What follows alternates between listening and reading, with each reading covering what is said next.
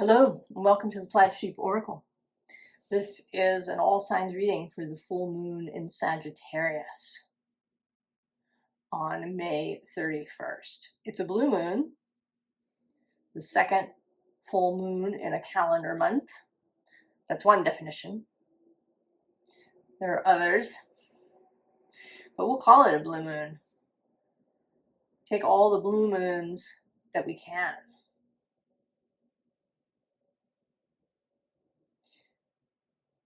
I've chosen a card for each sign, but we're going to pull those at the end of each. Otherwise, it's anything goes. However each sign wants to show itself. So we begin, as always, with Aries. Aries. Well, of course, this moon is trine your sign. Fellow fire signs that you are. Happens at about 9 degrees. 9 degrees. Sagittarius.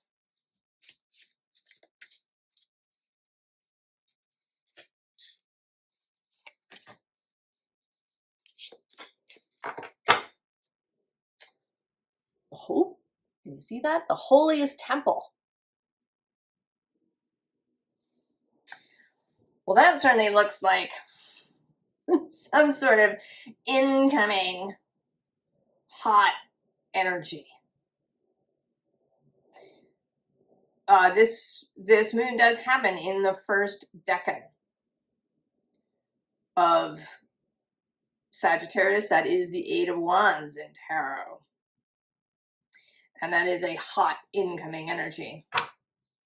Oh, interesting. We have unhookable on the bottom.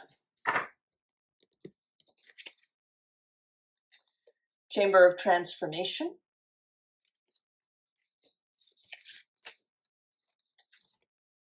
Chamber of Protection. And just watch me, Aries. Well, certainly how that seems is that this energy comes in for you. Epiphany, realization, download, sudden enlightenment about something. And then what's interesting about this Chamber of Transformation card is that it does all happen around her head. That there's this mental transformation that's going on. And then this is the integration of that.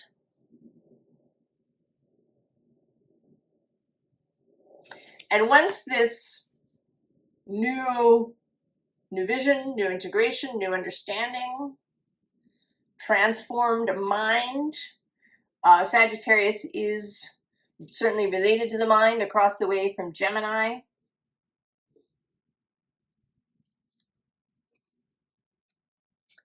And then just watch me. Well, that's looking really good, Aries, that you're going to have some kind of realization that transforms your thinking. You know, and it may be with this card here that for the first time, it really lands and is integrated. That it doesn't just, kind of blow through your head, that it lands and is really taken in. And that allows you to move forward more freely and with excitement.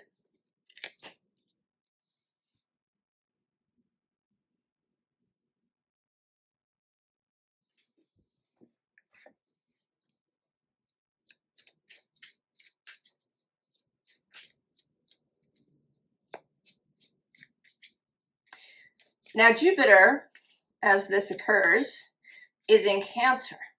So there is this mutual arrangement, this mutual receptivity between Jupiter and the moon. And it may be that this is the crux of the thing. Because Jupiter is moving square to Aries. So there may be something about this Jupiter squaring, which is a dynamic, change-making kind of aspect, and then the moon trining. And that these two things together, these two that are in each other's spaces, really create this ability to take in what arrives. Maybe previously that it's just sort of bounced off or rushed right through you and you didn't hang on to it.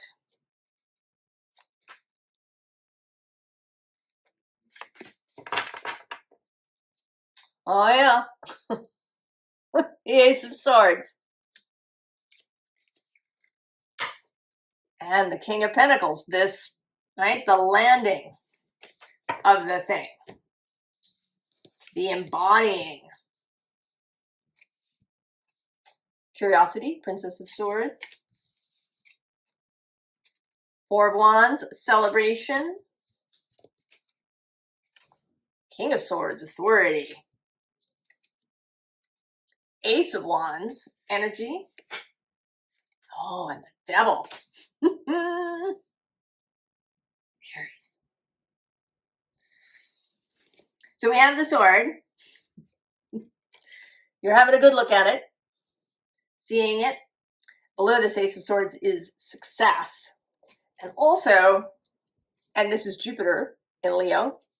And then we have this lovely Knight of Cups. And then the Two of Cups. Working together of these energies. So you have, right, you're having a look at it. There's this synthesis, bringing things together into a stable place.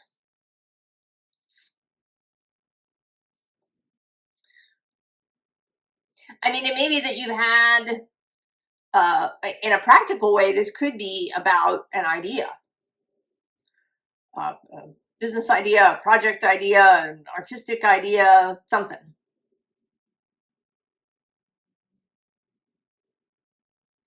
And there's various components that are now being brought together in a way that makes sense. And so then you have authority. I mean, you jump from the princess all the way to the king.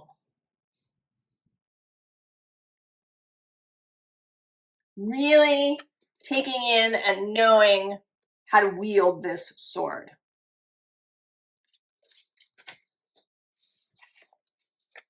And that brings perhaps new inspiration. And then this devil, you know, it's kind of this, just watch me, this kind of devil may care energy. The devil as the master of all that is physical in the world.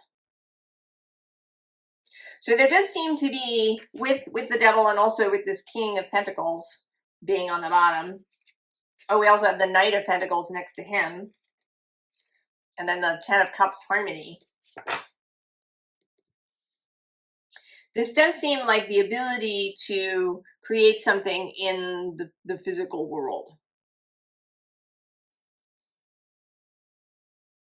I mean, maybe this is an understanding of manifestational practice or magical practice, like you've never had before. You know, you read all the things, you watched all the videos, you all of that, and it's never really gelled for you, maybe, or I don't know. But this, you know, it might have to do with emotion, since we are dealing with Jupiter in Cancer. There may be something about how you feel about things. There may be a transformation, in fact, in how you feel about things and how you feel about yourself, perhaps.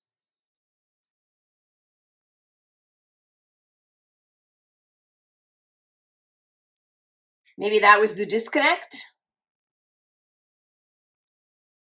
that didn't allow you to bring things into practice, and now that's coming through in this mastery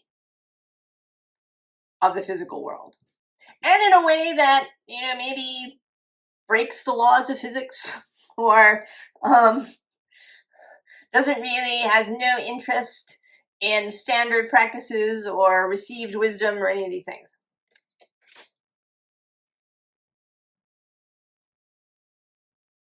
So, your card, Aries. Oh, it's a unicorn.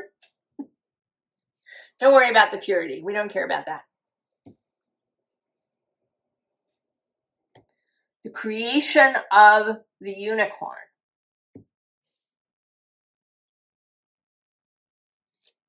There's no such things as unicorns. You can't make a unicorn. Just watch me. Aries. Oh, I like it.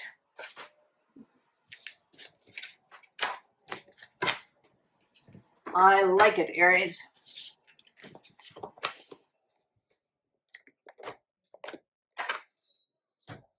Taurus.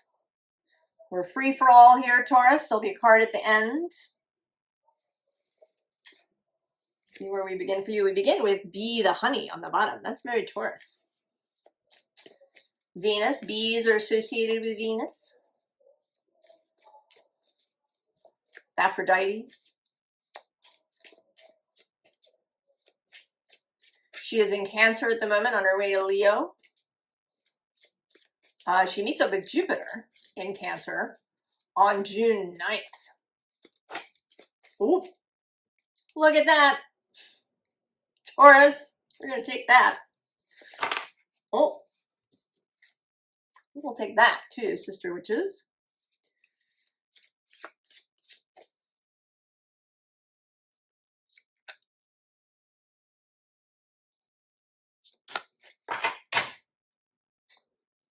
Between worlds. Listen to the wind on the underside. So we have this red is for desire, sister witches. Second sight. At the crossroads. Oh, well, you know how this seems, right? These two they're fully clothed. They're kind of wearing somewhat drab clothes. And then here in this one, right, that's much more kind of Bee the honey as an image.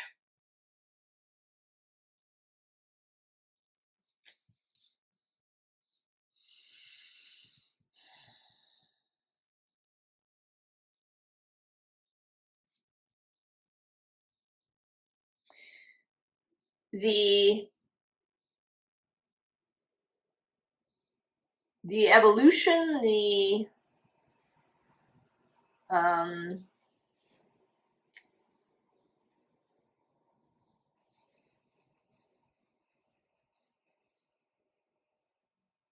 actually want to say the maturation of desire.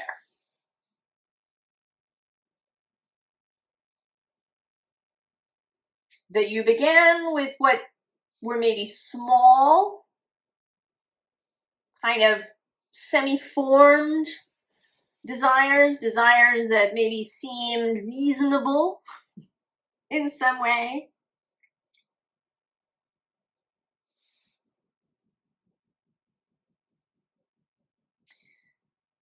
And now they're real. You are seeing what the real desire is. I actually got a little e-blast from Sonia Choquette. I use her Trust Your Vibes deck. She teaches about intuition and working with your guides. And she told this little story in the email about a client who came to her who was a nurse, and she said, I need a new job because the work was just, it was exhausting. She was no longer inspired by it. But in fact, what she wanted really was to start her own business as an artist, as a calligrapher, actually. And this was the bigger desire. Yes, the job that I have is not working for me. The small desire is to find a new job. What is the bigger desire?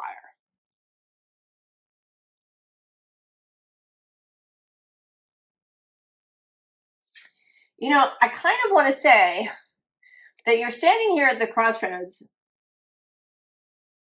and that in fact you're going to turn around and go somewhere else. It's like neither of these, because they're both really kind of well-trodden paths. It's like you're going to start walking on the grass.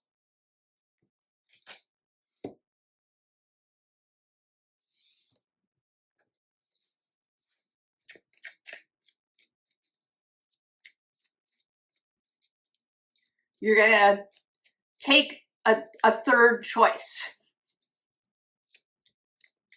a different choice at the crossroads.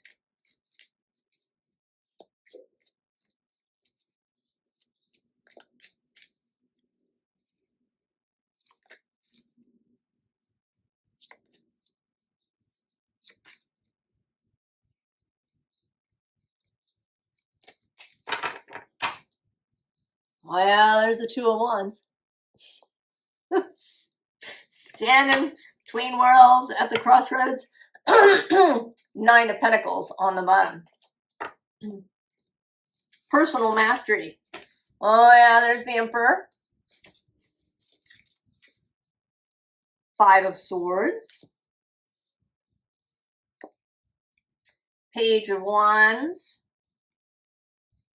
And the King of Swords. Oh, that's twice he's come out now. Who's under the Two of Wands? Oh, it's the Moon. And the King of Wands.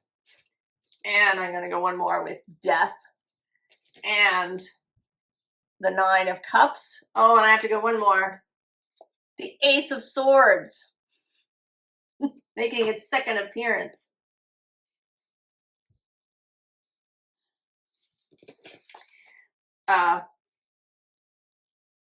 You know, I kind of see you as this Five of Swords, seeing this Emperor. I don't know who the Emperor is. It may be different for each of you. That the Emperor is somebody you know, or, you know, somebody you witness out in the world. It might be an encounter with Source. It might be one of your guides. But you see this Emperor, and it kind of blows your mind a little bit.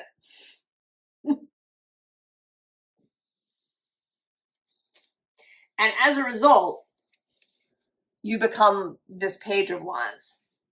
You're going to do something different. You're not going to go down any of these roads. And then we reach this King of Swords.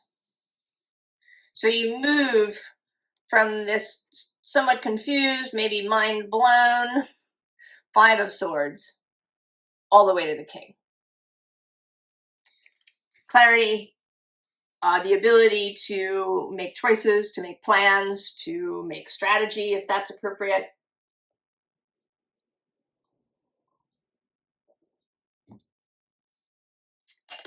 And to do it yourself, you know, that you don't need somebody else to have carved out the path before you.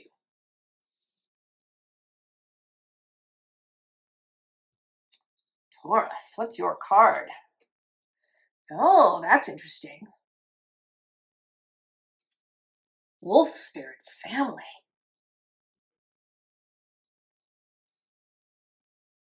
Huh.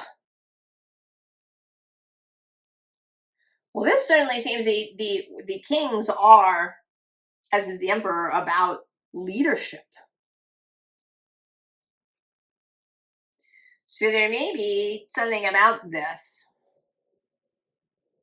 where you've been wanting to take the lead in some way.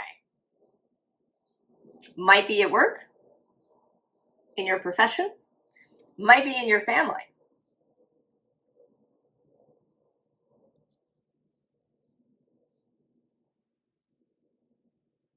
And maybe to take the lead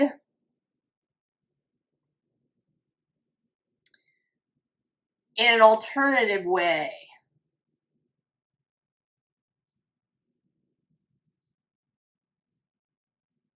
To do it in, kind of not a top-down way. I don't even know entirely what I mean. I kind of want these cards have been a little cryptic. Maybe that is their purpose.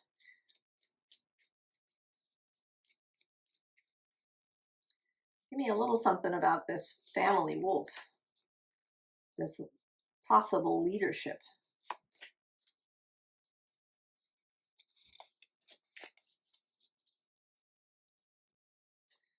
Oh, Page of Pentacles on the bottom and Four of Swords. Oh, there's the Hierophant. That Page of Swords, or of Wands, right? Sorry. And the Three of Pentacles. So there is something here about collaboration.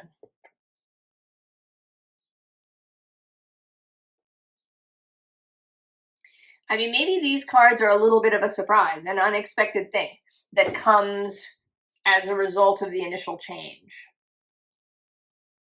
And we do have this pair, the Sister Witches, the second sight two people. There's multiple figures in these cards. So it may be that this expanded desire leads you into collaboration, Taurus. Well, you'll have to come back and tell us.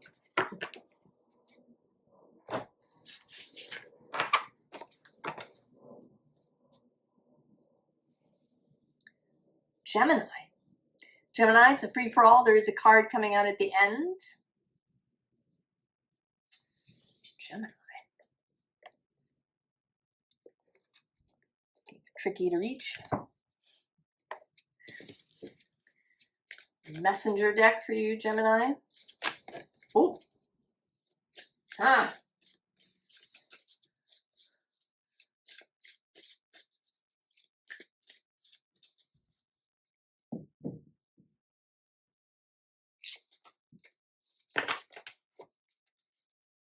Oh. Community on the bottom. And evolution on the underside. Of course, this moon is happening across the way from you. And we have breaking free. And then the truth of others with community.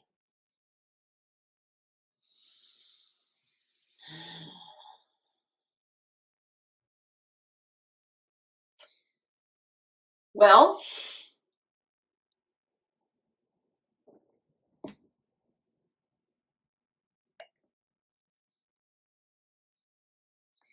the ability to choose your own community, I think.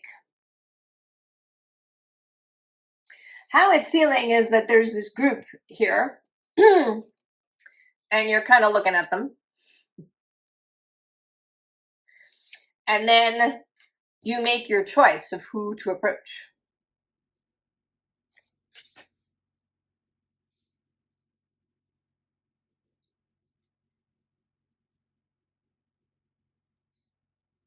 Well, we need more, Gemini. Give us some more.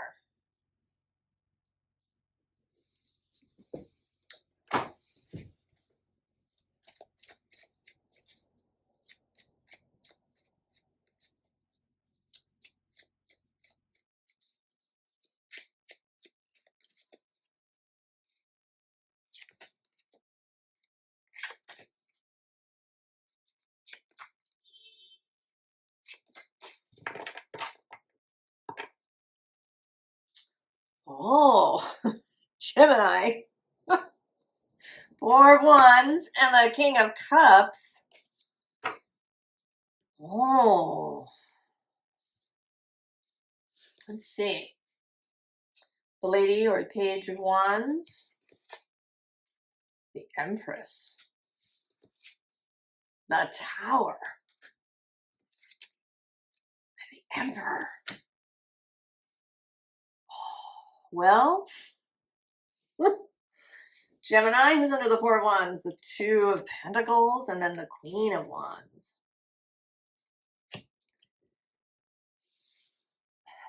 Well, this looks like love, Gemini.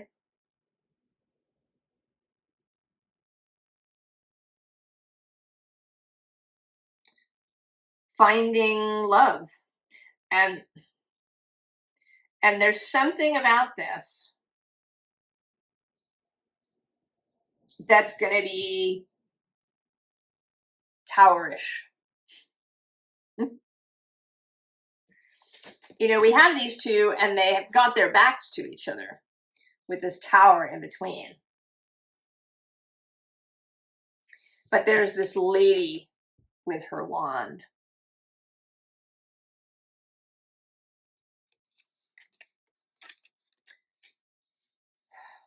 That there's going to be some kind of event or person who brings you together with your counterpart. And there's some aspect of this.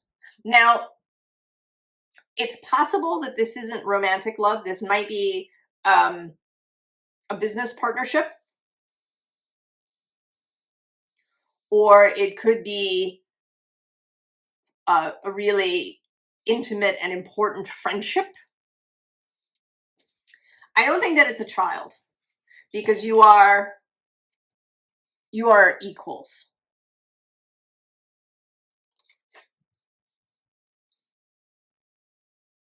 And there is this desire to come together, for there to be some sort of official connection. Who's under the Queen of Wands? Oh, it's the Eight of Wands. And the 10. Oh, and there he is. I wondered if he was. The Hierophant. The performer of marriages. And he's kind of beyond these things. And it seems like maybe there's some, with the Two of Pentacles, there's some apparently physical, practical, logistical thing that has kept you and this other person away from each other. I don't know. Give me a little more about this princess, this lady. What's she doing? The matchmaker, the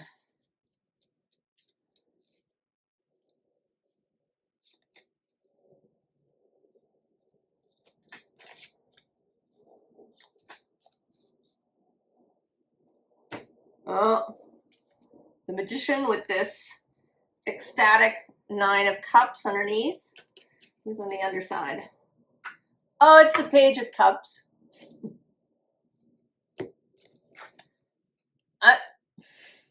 Two of Cups. Six of Pentacles. And the Seven of Pentacles.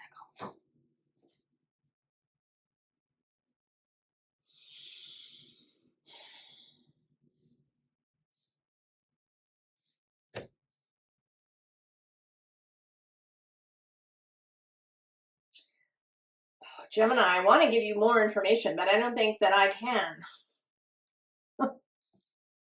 There's some kind of breaking free. I mean, this card flew out of that deck.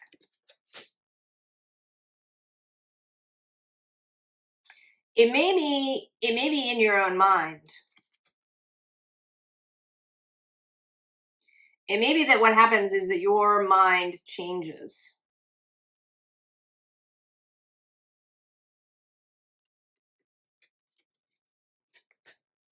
And I actually kind of see you more as this Empress. I mean, it could be the other way around, but it feels like you are the receiving energy, and that you break free of some, I don't know, a belief about yourself, a belief about what is possible. And as a result of that, you become more like the Empress. And then this person arrives. But there's something that has to be busted. There's some belief structure that will need to be removed. And then this emperor will be able to see you. And you will come together in the physical. And then there can be this growth that happens. And I think that there is energies with this cosmic magician.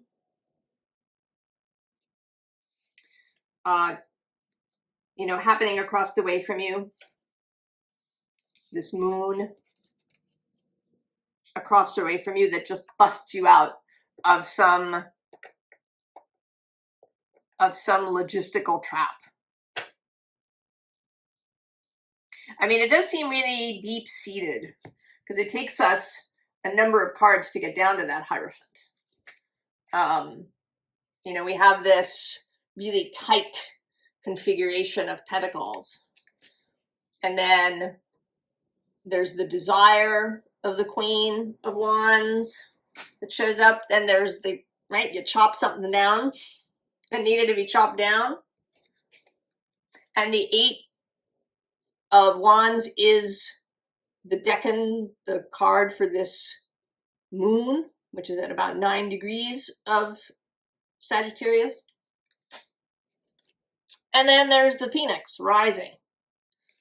And then we get to the Hierophant. There's also this corpse under the Hierophant.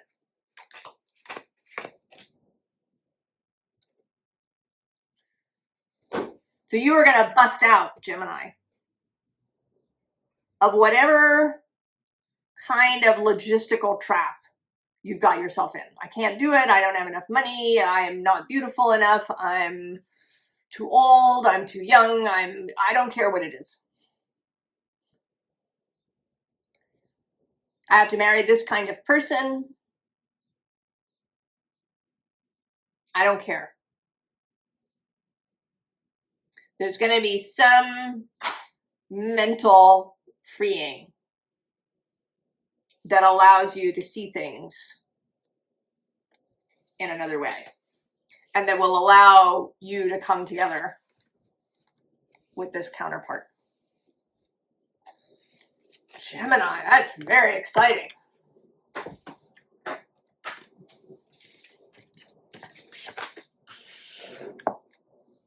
Oh, I didn't pull your final card. Oh, interesting. Well, you are air. And here you are on your way. This is card number 1. So there's a beginning here. That this, you know, this may open up way more than this relationship. There may be a whole thing that this mental shift opens for you, Gemini.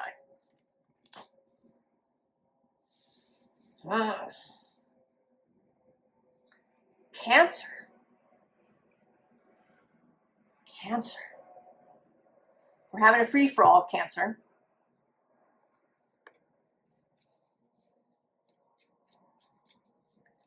There's a card at the end. You have to help me to remember it. I almost forgot with Gemini.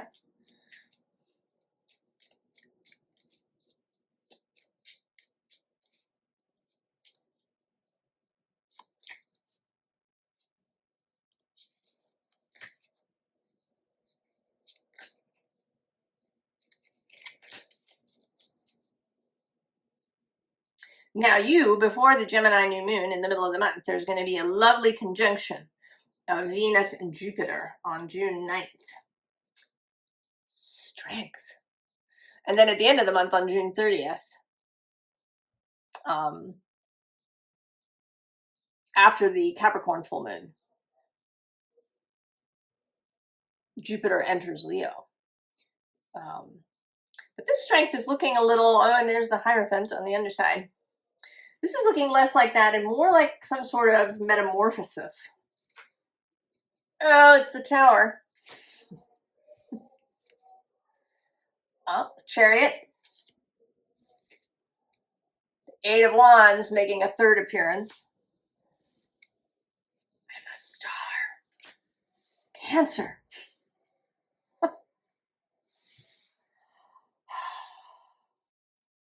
You too. I think this is going to be the theme. I think the theme, this moon is happening in the decan of the Eight of Wands. I think that everybody's going to be busting out in some way.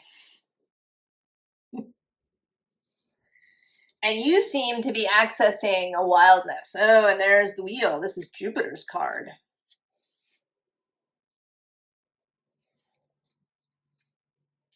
Then the Two of Pentacles. Oh, and then there's the Queen of Wands.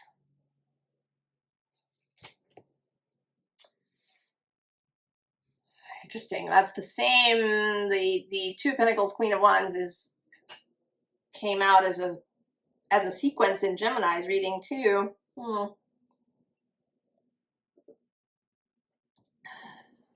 Perhaps you're connected. They also had the Tower. Perhaps you're the Emperor to the Gemini's Empress. If you want to go watch that.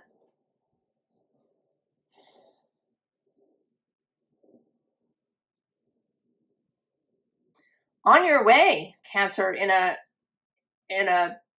there's this devil may care energy that's really coming through. You know, he's not really the coachman. He's just leapt onto this coach. He doesn't even really seem to have a good hold on the reins of the horses. In fact, the horses don't actually seem to have any reins. They're just magically pulling this coach.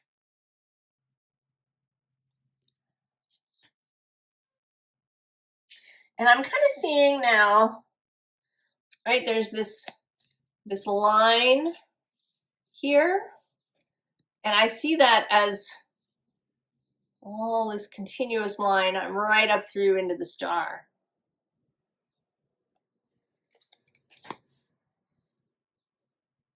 Cancer. You have Love on the bottom of this deck before I start shuffling. Ooh.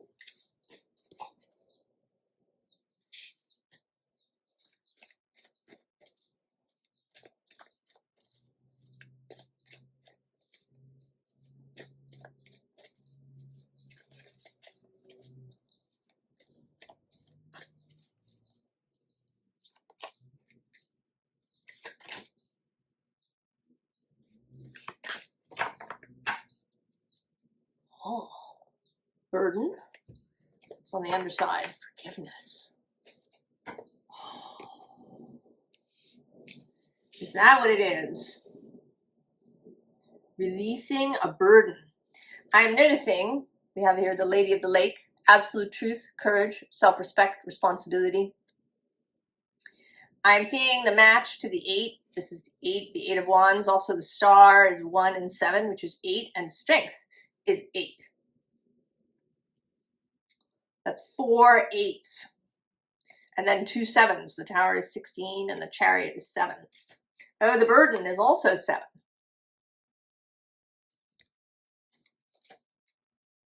With 4 and 3. The Butterfly, also 7.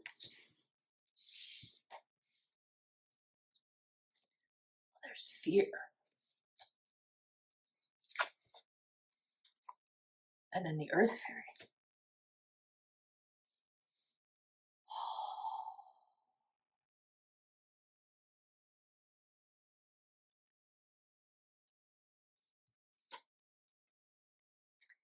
I think that you've been holding yourself, forcing yourself into this stance. The Lady of the Lake, in her true self, the Lady of the Lake, doesn't force herself. She's not burdening herself. This is just her natural self. But it seems like you have been forcing yourself to be this. Perhaps it might be to approach things in a very rational way. It might be to be in charge, to be in control, to be everybody's arbiter of things.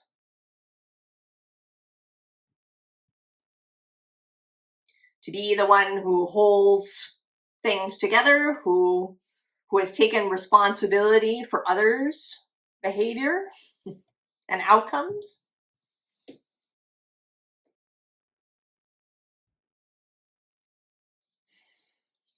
But then there's this transformation, this beauty.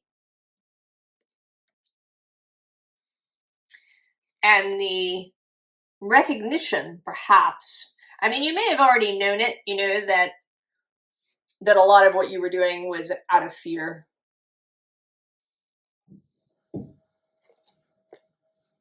But it could be that it becomes really obvious to you in some way.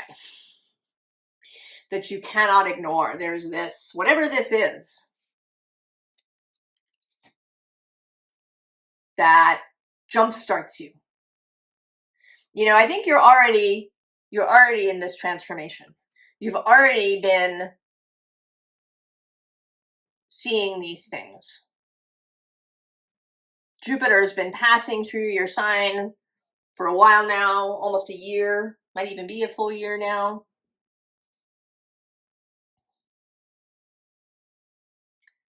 That could be a reorganization of your philosophy, of your belief systems, of what you believe to be right and true.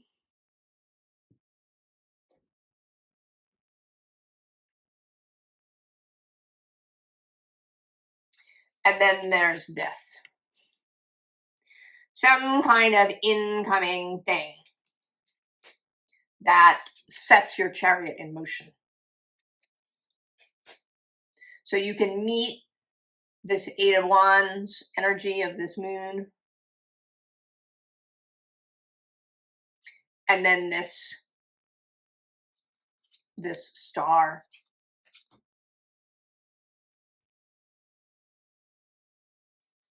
And so we have the Earth Fairy. Physical health, grounding, foundations. It's kind of a right? She's a softer energy. A more relaxed energy.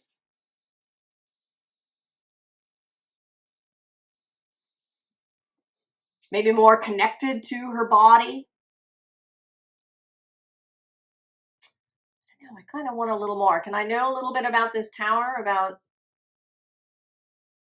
or alternatively where this is going?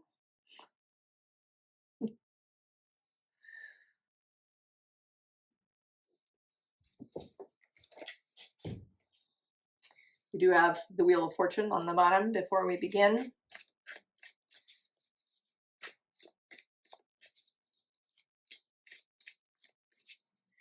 It might be the meeting of Venus and Jupiter, that actually something really splendid happens to you. Something so delightful that you simply cannot remain in this rigid place.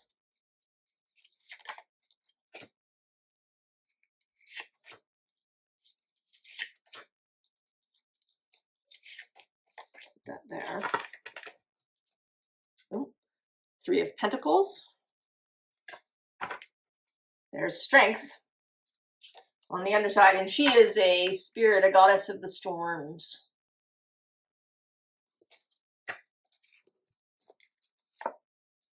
Nine of Cups,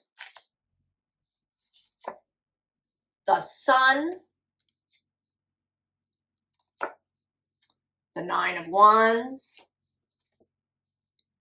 and Power with Freya, who I feel sort of confident that asteroid Freya is moving through Cancer right now. So I think there's this understanding, this dawn. The zodiac are the dawn. And here you are, Nine of Wands, you've just had enough. You're finished. Seeing this beautiful light all the way through to the Nine of Cups.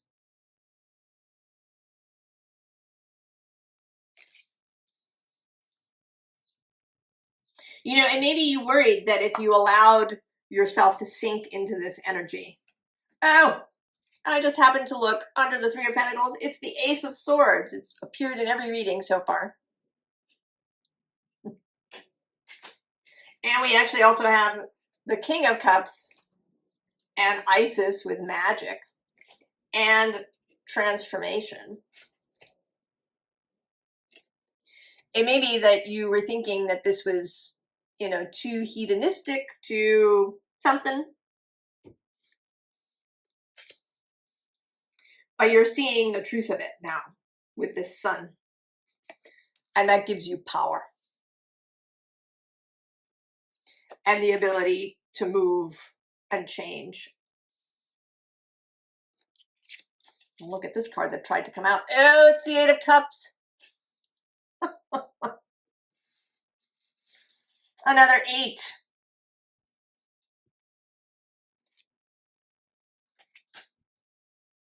And the leaving.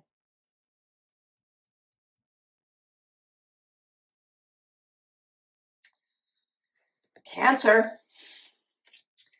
So your final card, see, I almost forgot again. Oh, Cancer, uncertainty, the thicket of thorns.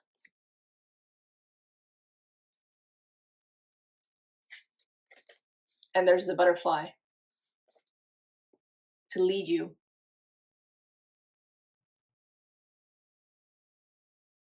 Beauty, love, the sun, the star, to lead you through the thicket of thorns. Oh, it's beautiful, Cancer.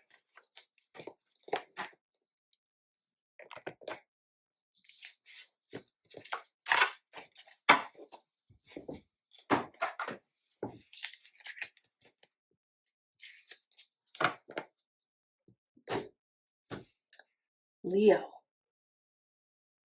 Leo, we're having a free-for-all. There is a card that will come out at the end.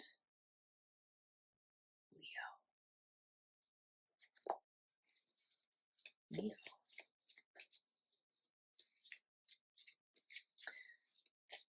Of course, this moon trines your sign.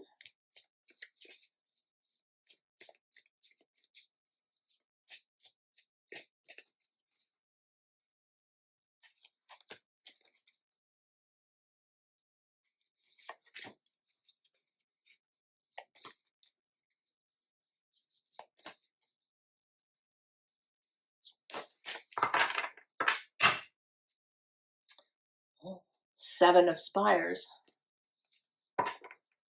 Nine of Tides. Ten of Stones. The Hermit. Two of Stones. Eight of Stones. And the Hanged One.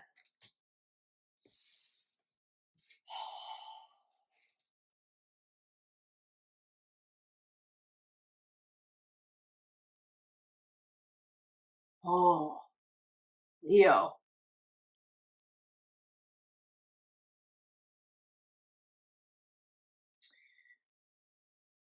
I think you're discovering some sort of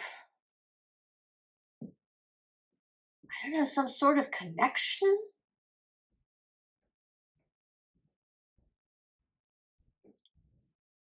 That something in the past is becoming clear in some way.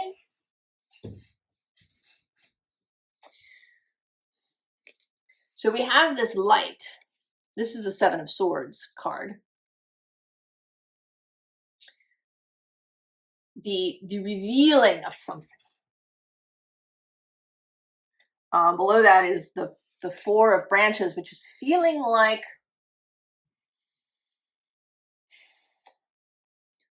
an inheritance.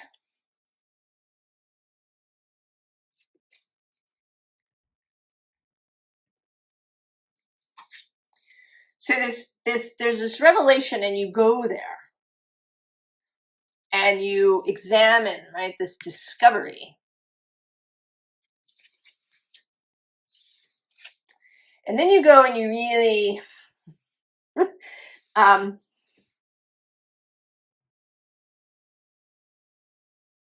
sort of feel like you're going to go and talk to somebody about it. That you're not the hermit, but that you go see the hermit.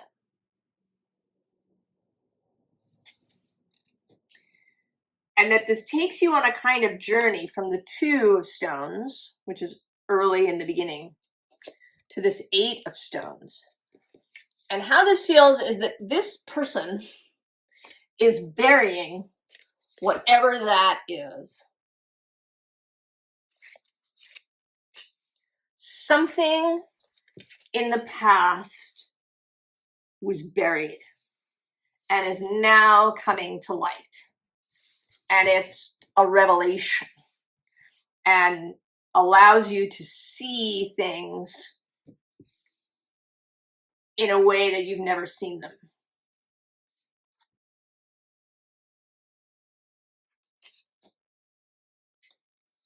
Theo. Well, we want more. What? That's deeply cryptic.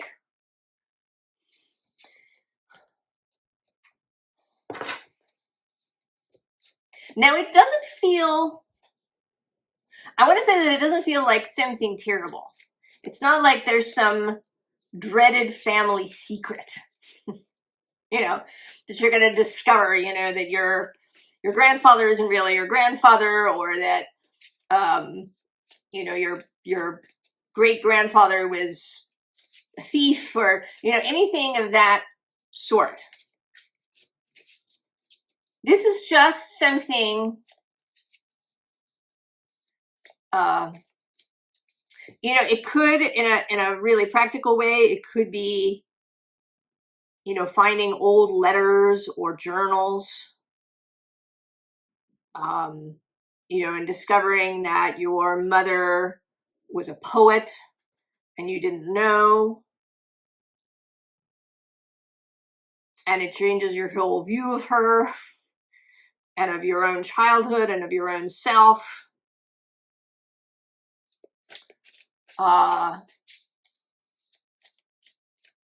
It could be some actual inheritance showing up, you know, that your great aunt passes away and leaves you some piece of property that you didn't know, or, you know, it might even be money that you didn't know existed. And now you have to figure, you know, it could be that you get left some vast amount of money from somewhere that you didn't know was there. And now, you know, you need to know what to do with it.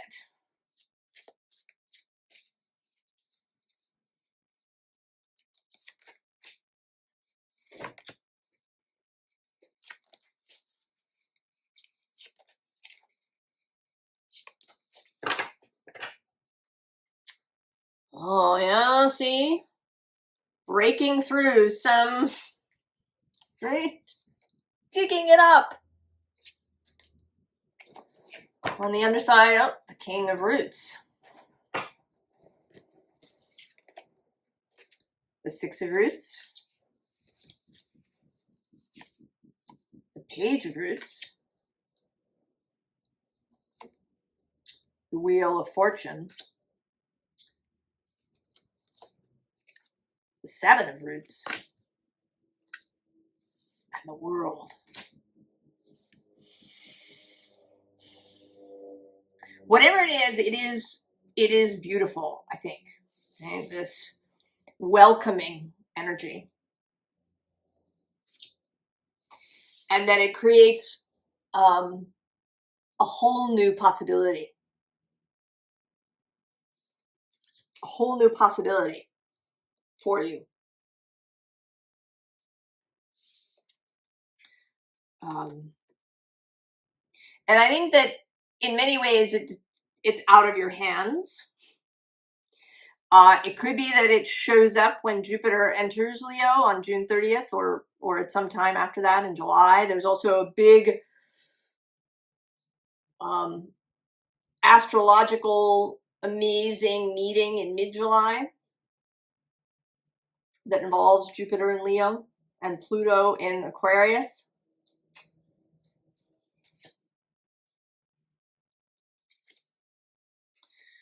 You know, and then, right, seeing all of the things, there's a sense of real satisfaction and gratitude and appreciation here.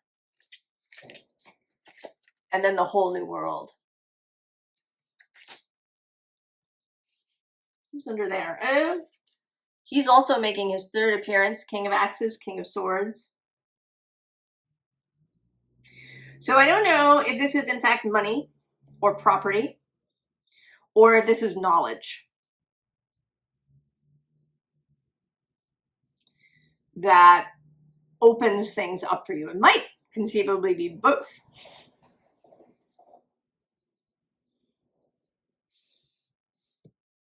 Leo.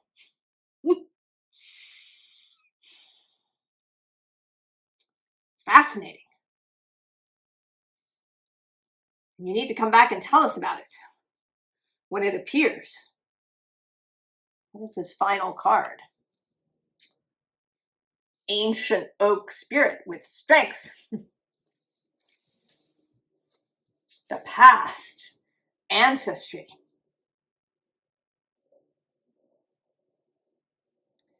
There's either there's some kind of knowledge, new information about your ancestors, or maybe about your own childhood, perhaps. Or there's some sort of physical inheritance that's going to come through in some way. Or both. Leo. And it will change everything. Oh, Leo.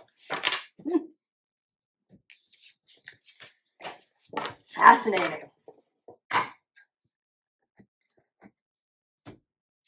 Virgo.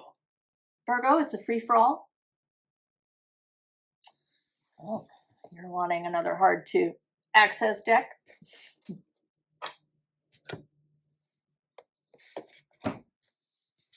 Cantigy Oracle. There's a pre-chosen card we will do at the end.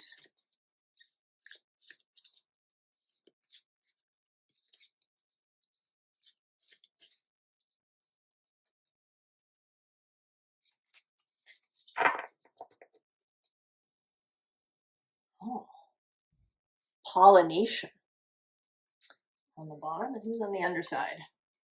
Oh, a thorn in the paw.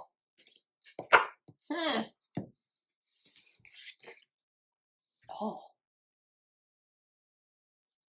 coiled snake, Virgo.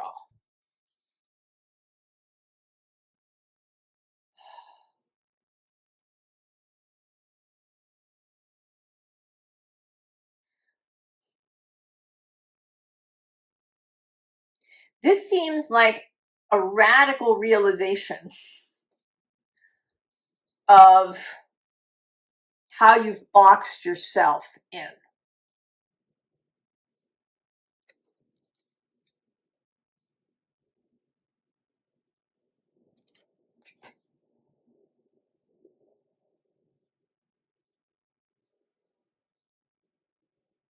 Oh, below this we have, you don't know where you are, but you are free.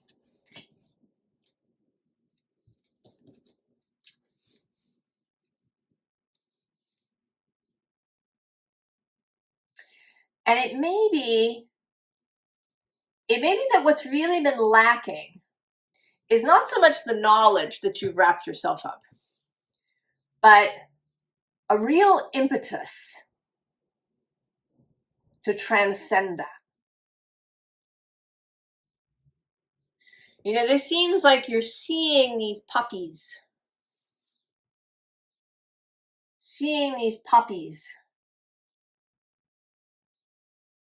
It's making me think I actually have a photograph that I took in my neighborhood of puppies on the other side of a chain link fence.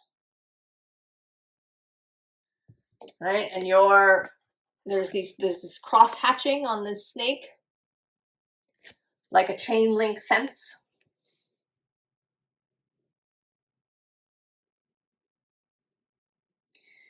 Finally having the desire to move beyond self-imposed limitations. Because I have the sense that this isn't, kind of deeply uncomfortable. You're not suffering.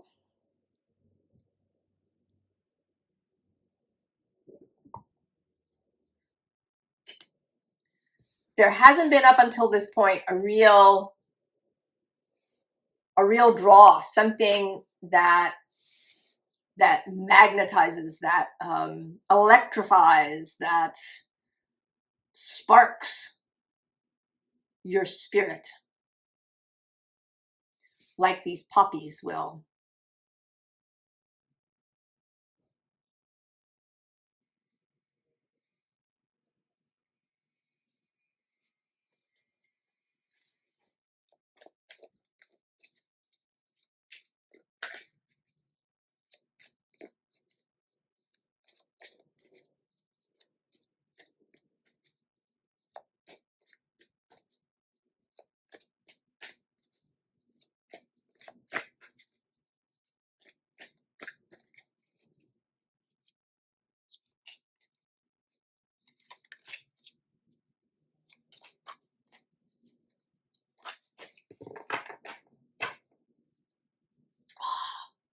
The Ace of Cups, the Grail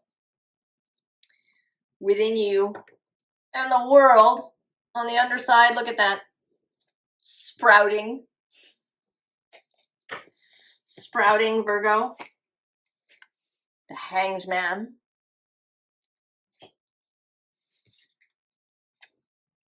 The Page of Cups.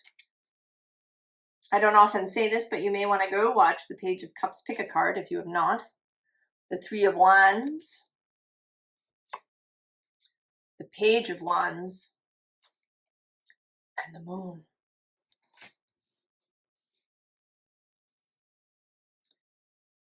New love. Virgo. What's under the Ace of Cups? Oh, it's Judgment. And the Knight of Wands. Sagittarius energy. Squaring your sign.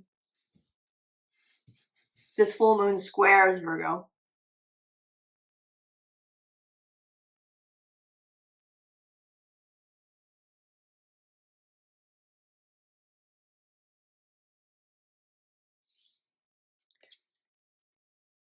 The ability to see things a different way, and to, here she's got this cup.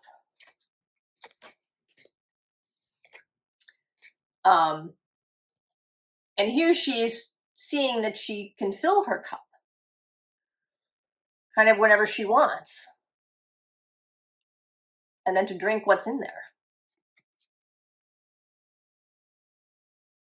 Right? And she has this, amazing hair, right? Which may have, just been unseen by her, or, just kind of there. And here it's all wild and spread out and kind of almost with a life of its own. And then the beautiful light-hearted, magical, open, innocent Page of Cups. The Three of Wands, setting out on a new adventure. And here having a firm clasp of the wand. And here you're swimming around in it, but here you really taken possession of the wand and stepped into the unknown.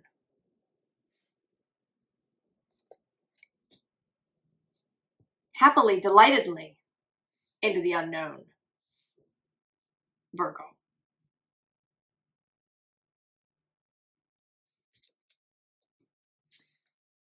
A little more information. Queen of Cups on the bottom here. So the new adventure.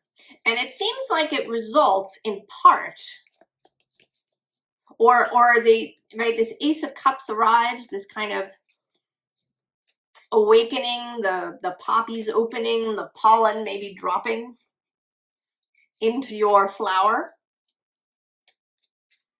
that your flower is pollinated. And then there's going to need to be this alternative perspective.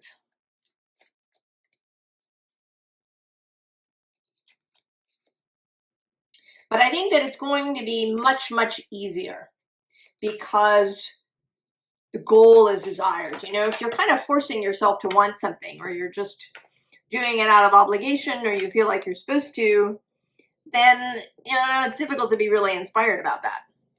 Oh, it's the Hierophant having his mind blown. And the High Priestess having her mind blown on the underside.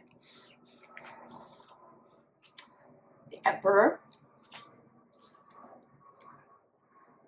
The Page of Swords. The Six of Pentacles. And the Four of Pentacles. I'm wondering now, you might want to go watch the Gemini reading. Just because, oh yeah, there's the Knight of Swords right underneath.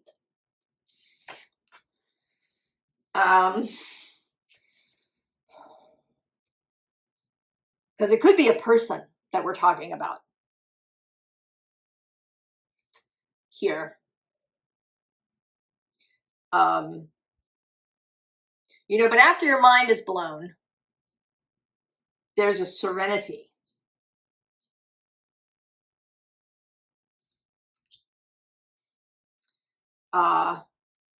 And there's kind of a serenity towards all of these things.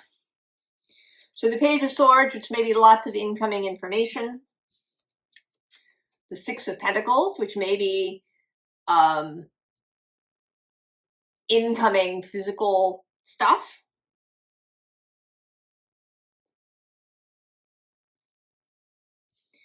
And then there's Four of Pentacles, which can be,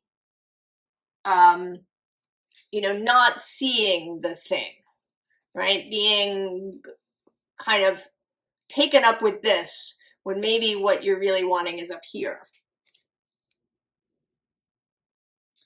So if there's been a sense of overwhelm,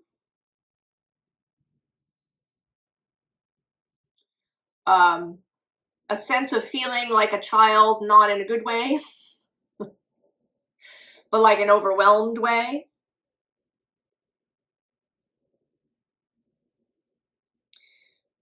that is going to leave you if you're able to look at these things from this other perspective. And I think some of it is going to happen naturally, just because of this love.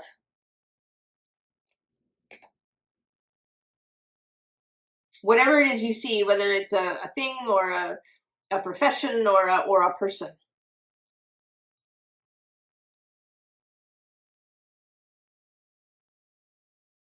It makes everything seem easy because you really have the incentive the desire to align with it.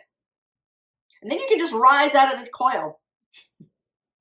You don't even have to unwind yourself. You just rise out of it.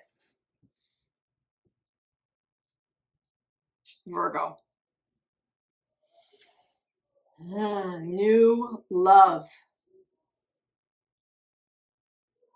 Challenging, but really like juicy and exciting. Your final card. Oh, Passage with standing stones. You know, she's here. She's got her hand on that one stone, like home base.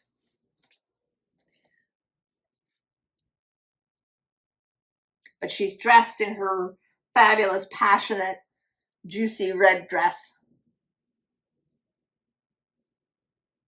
And she's ready to go. Oh, Virgo. This moon firing everybody up.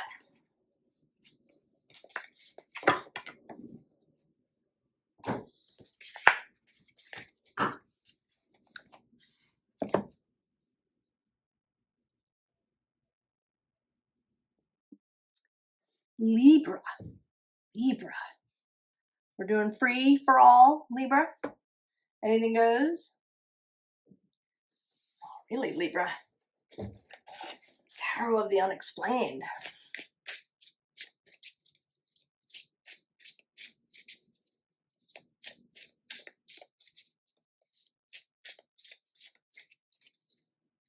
Tarot of the Unexplained.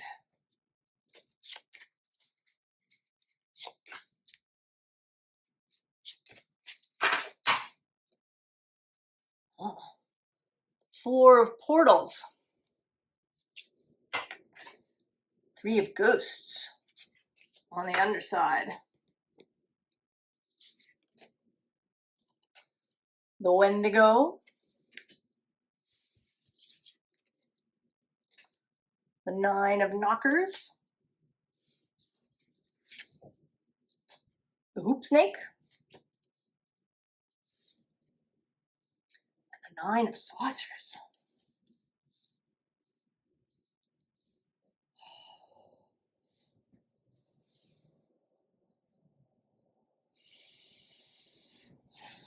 High weirdness, Libra. Right below this is the Fan of Portals. This is the Page of Cups, who has been everywhere. I did a pick a card with the Page of Cups.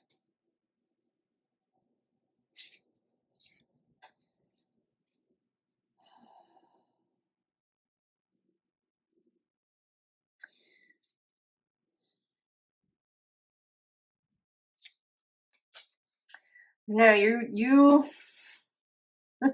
going to encounter something, Libra. And it's going to take you into a different space.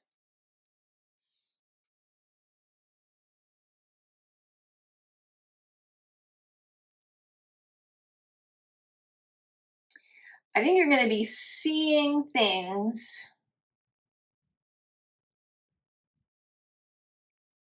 in a different way. I mean, what's popping into my head is Truman, right? The Truman Show. So this sense that you're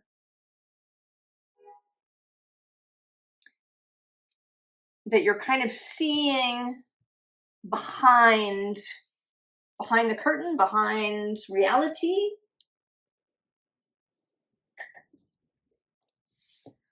These readings have been really kind of off the charts. Below there, there's the Nine of Portals.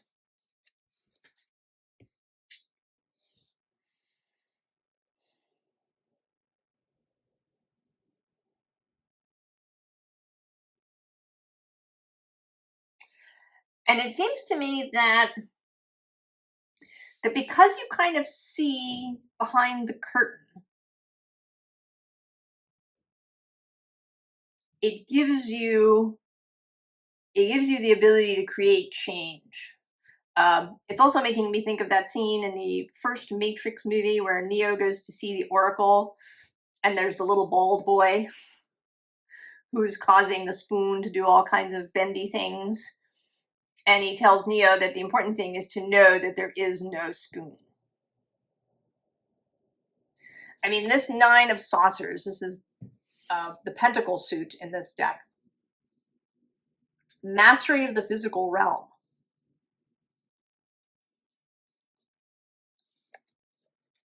This saucer shape looks really liquid to me, like that spoon. And then the hoop snake, this is the Wheel of Fortune.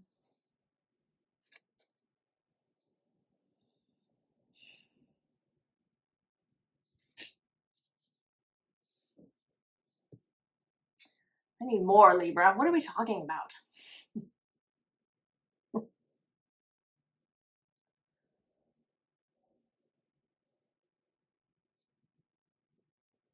That's interesting.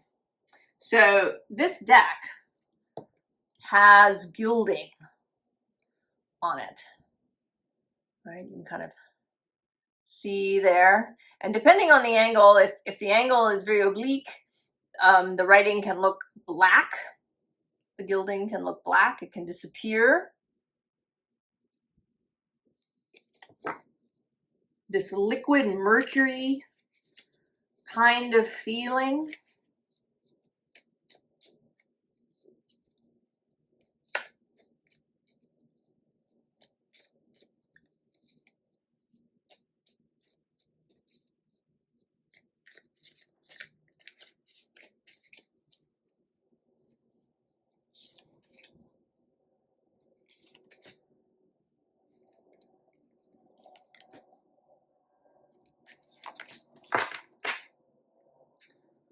Oh, the Three of Wands. Strength on the underside.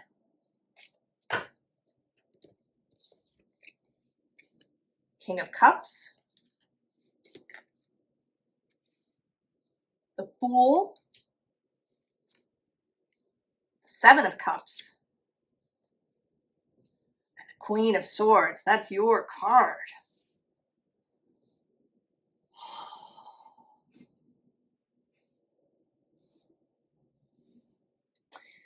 You know, he's sort of a mystery, magical character that you might encounter along the way. Below that, we have Judgment.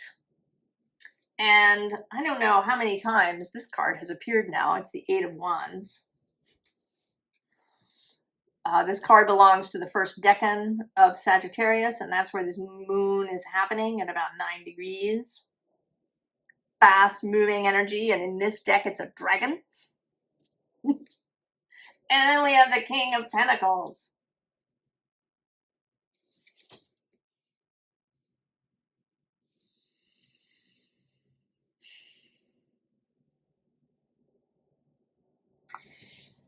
How this feels is that you've sort of been,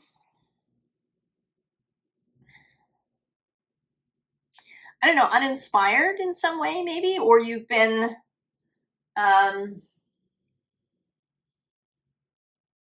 it's almost like you've been waiting for something. That you've been waiting for something. And maybe even waiting for this full moon. It is sextile Libra. Neptune is opposite in Aries. This Neptune energy that can be of high weirdness, especially when Uranus is also in the game. And we do kind of have Uranus here with the Fool.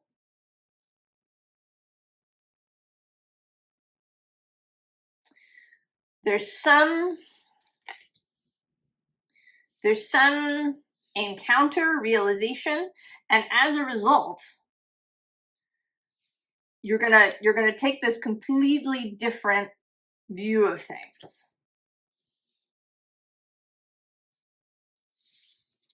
And create something. You're going to create something in your mind.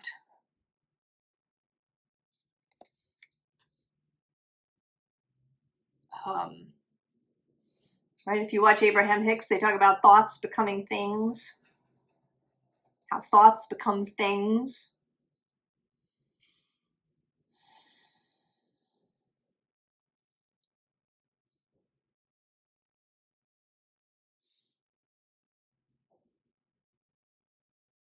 And I know, Libra, this is very nebulous.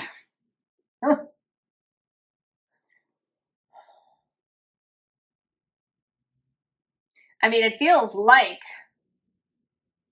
you know, an alien encounter might be if you were driving along the road and a flying saucer just came down in front of you.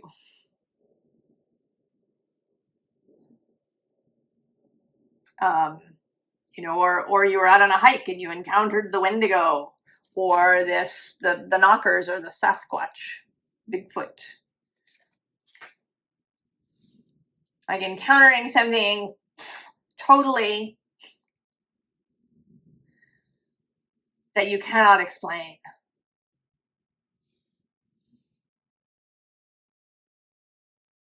And that it opens up something in you that allows you to see,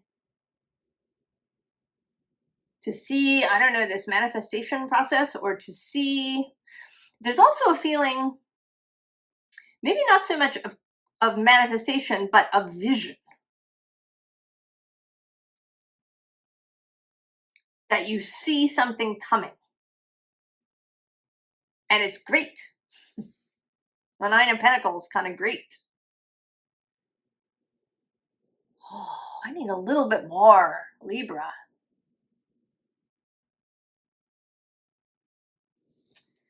That's interesting. All right, you're gonna give me the nice straightforward deck. Wade Smith.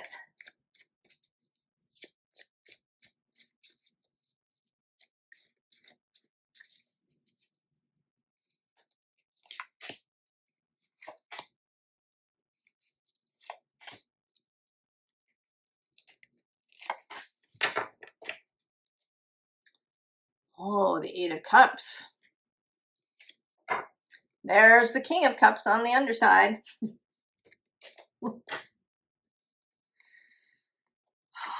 This Page of Pentacles too.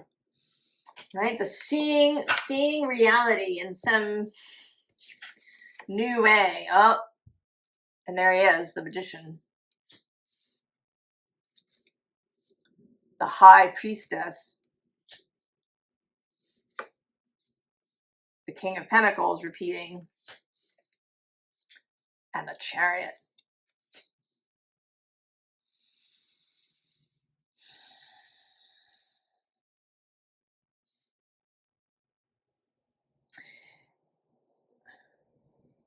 It's like, right, you see this behind the curtain, and then you see that there are things that want to come into being. It's not even so much that that you build something or that you manifest something as such, but that these things exist in this energetic space. And you create a channel for them to come into being. And there is something deeply emotional about this.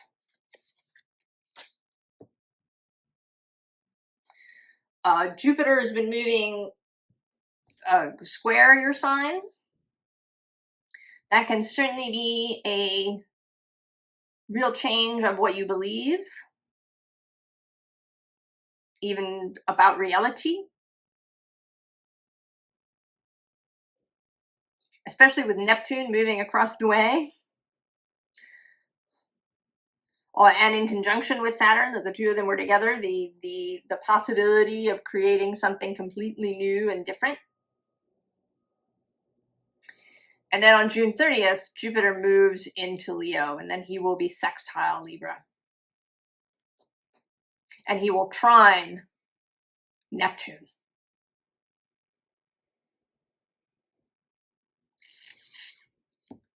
Libra. What's your final card? I've been noticing, right, your card is kind of askew. And normally I would straighten that, but I didn't want to. What is it? Oh. Butterfly spirit there. The Venus, your planet. She meets Jupiter on June 9th. Still in Cancer. I think about like at 25 degrees or so.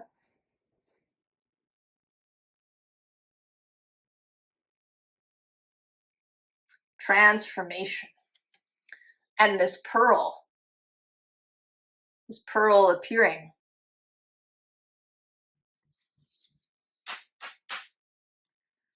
Libra. Well, I hope that that is encouraging. It certainly is magical and crazy and wild and fun.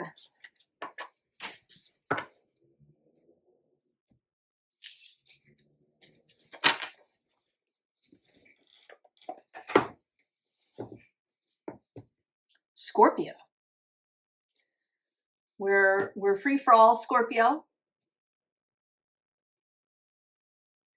Where do you want to start? Oh.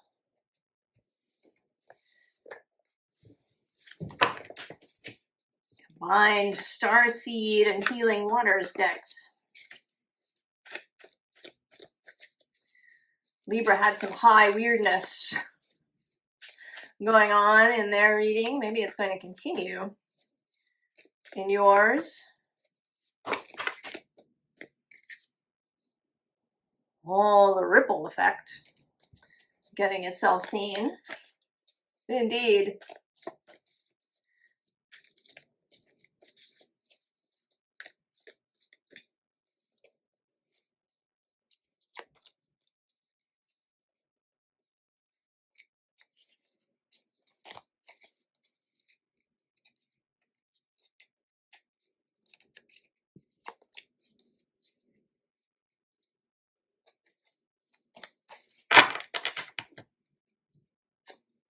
A new earth, Scorpio. And look at that. It says perspective, but coming closer and closer and closer.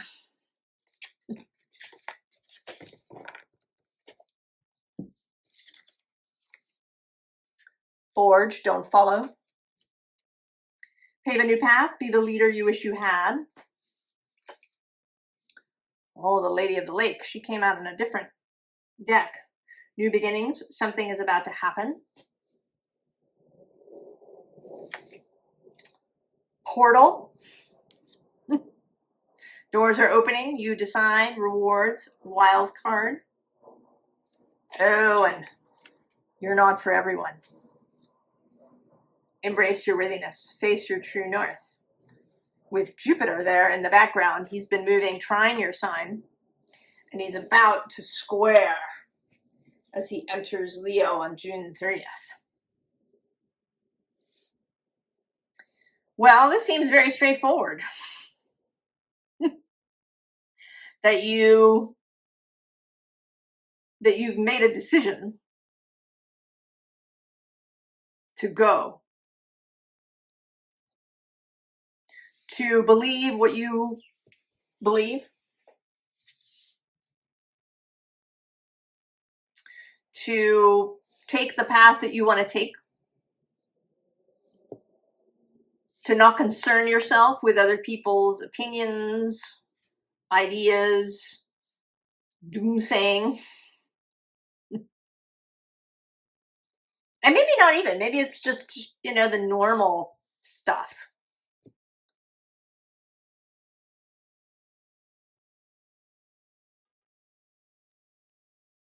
There has been some of that, particularly here as we enter this kind of more transpersonal signs.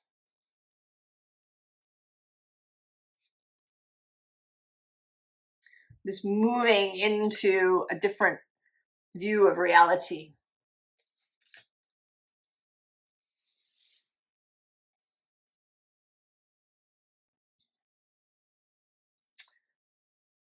Well, tell us more, Scorpio.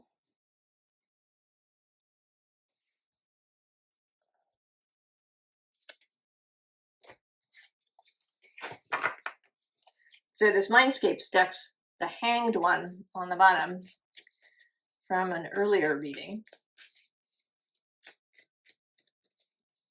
about new perception.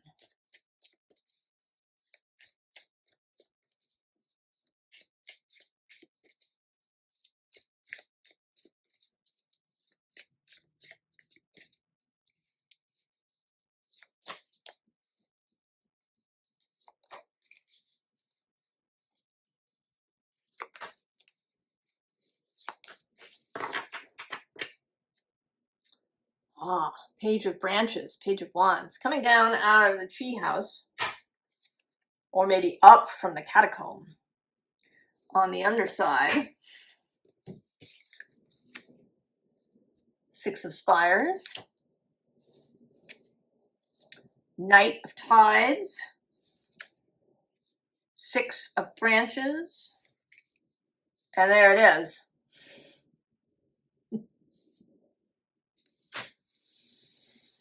Oh yeah, you are so leading, Scorpio.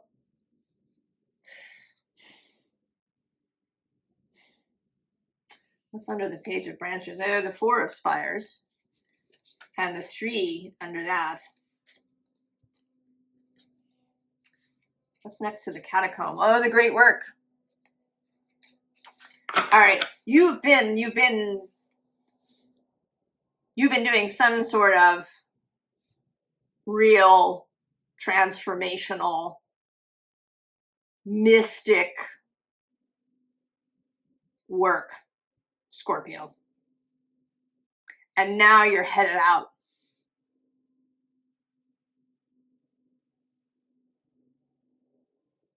This squaring energy, or it's actually semi-sextile and quincunx.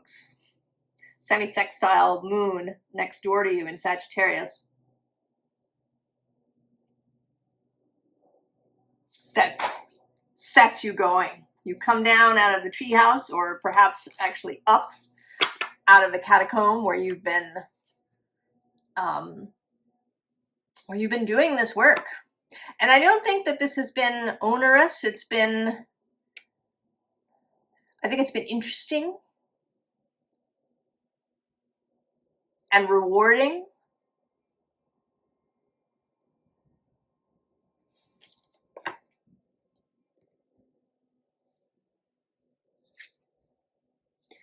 And now you're moving. The mental shift is first with this Six of Swords, Spires. But there's also this emotional component, Knight of Tides.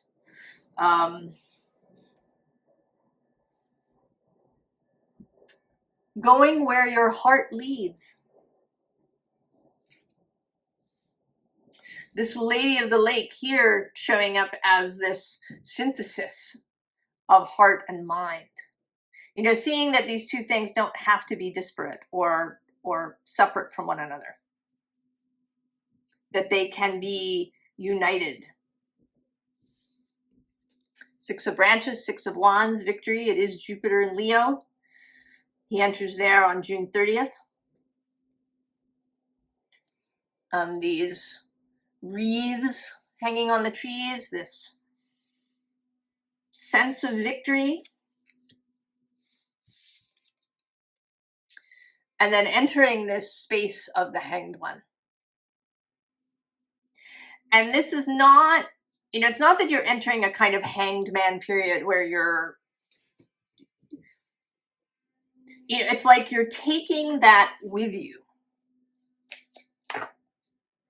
You're taking this ability to see the mystic all the time. It's like what's popping into my head is Joseph's Technicolor Dreamcoat.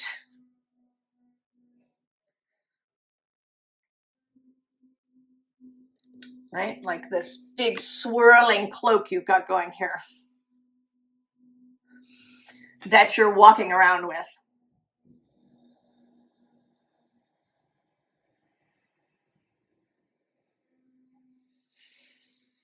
But and then what? And then what? Scorpio. Just the beginning.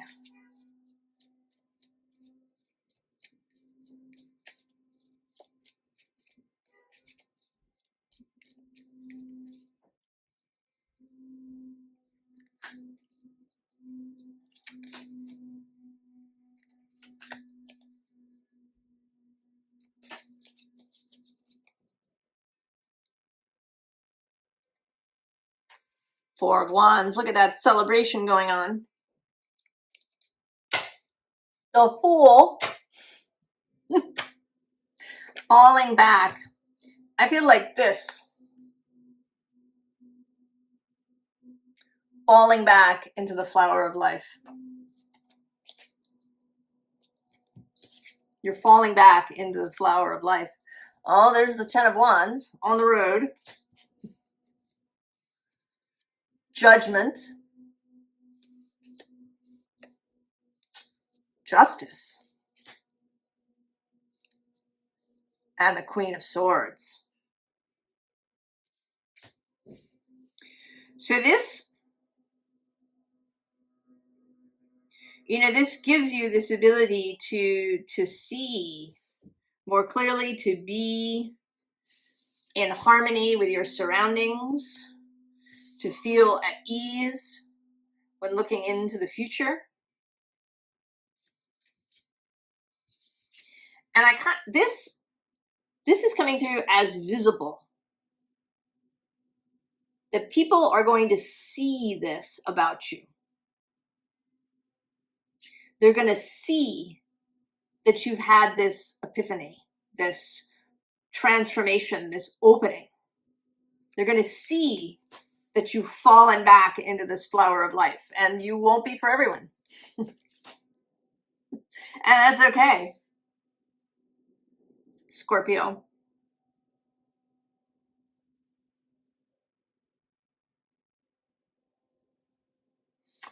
What is your final card? Oh, the Bluebell Fairy with gratitude. Right? Just this rain of light. Right? This aurora that now surrounds you wherever you go.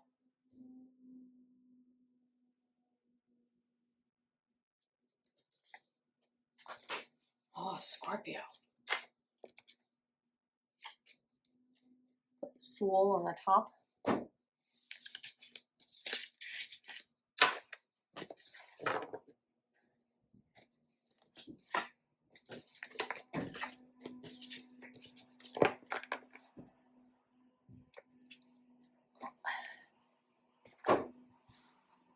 All right. Sagittarius. Well, Sagittarius. This moon has been really interesting and exciting. Where do you want to begin?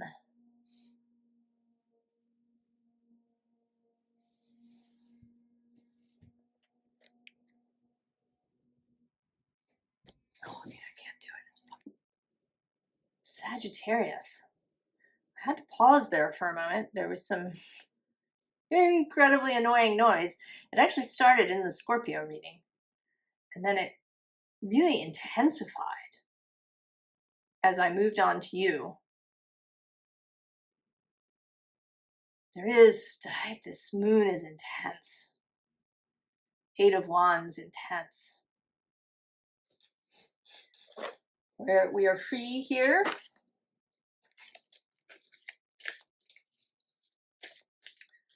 There is a pre-chosen card, but it's for the end. We have here the Archeo deck. Oh, are you becoming something new altogether, Sagittarius?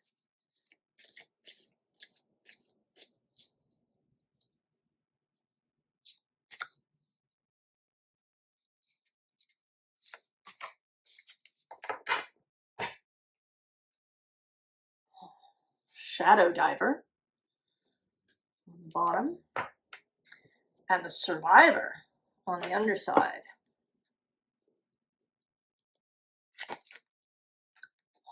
The wanderer, well, that's very Sagittarius. And the inventor. Oh, Sagittarius.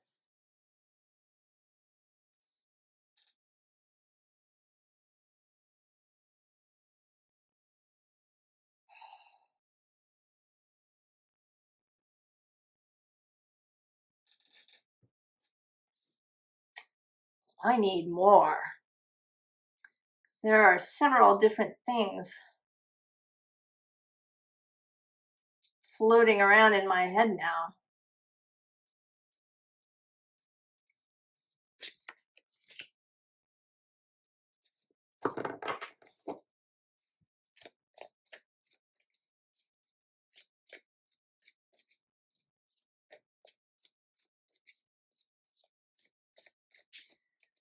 This feels like two different people.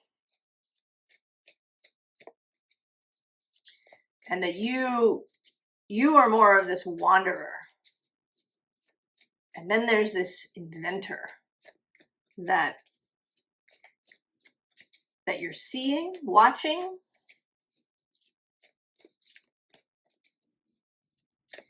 Feels a bit like, you know, not that you meet up, but that witnessing them changes everything.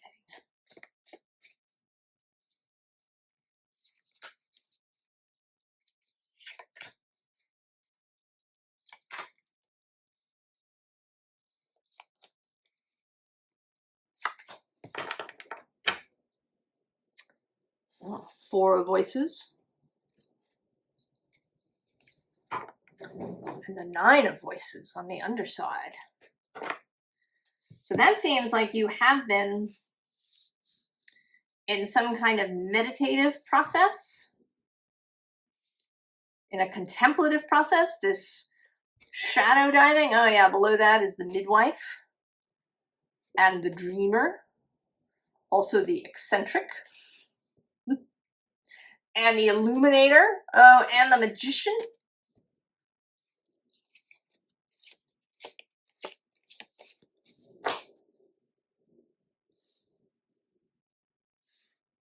I think you've been, right, you've been looking for the spark, the idea,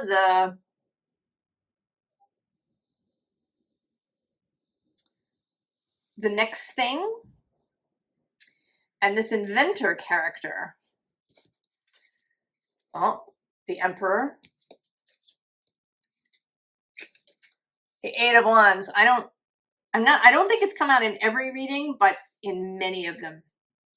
This full moon happens in the first decan of Sagittarius at about 9 degrees. And this is the 8 of Wands in tarot. Page of Emotions, Page of Cups, also everywhere. 6 of Materials, that's appeared several times too. 6 of Pentacles. Oh, and the Empress. Oh. So the inventor is this Emperor character. And you are going to witness them. I don't know, maybe it is actually a performance. Or, you know, you read something by an author. Or you see a movie, or I don't know what it is. But you aren't, I don't think that you're going to meet this person, you know, sort of face to face. I don't think this is somebody that you're making friends with. They may not even be alive. It could be somebody from the past. Could be Da Vinci.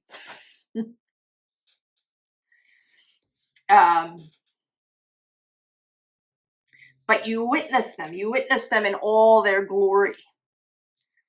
And as a result, you are inspired. Right? You've got this whole heart-opening thing. You may also feel, you know, kind of like telling everybody you know, or there may in fact be a different kind of meeting that happens, but there is resources will also show up.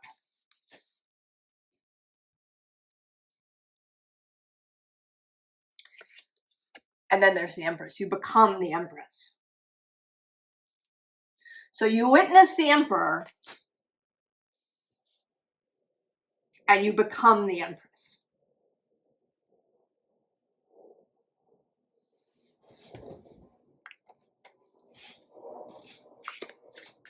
The Muse is on the top of this deck as I begin to shuffle.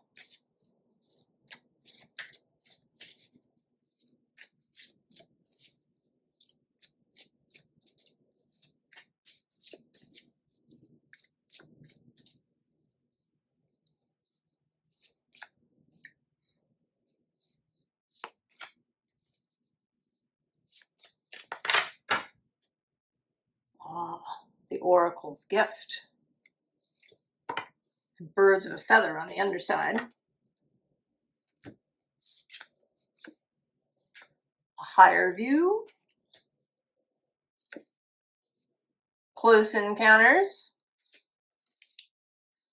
And great and full.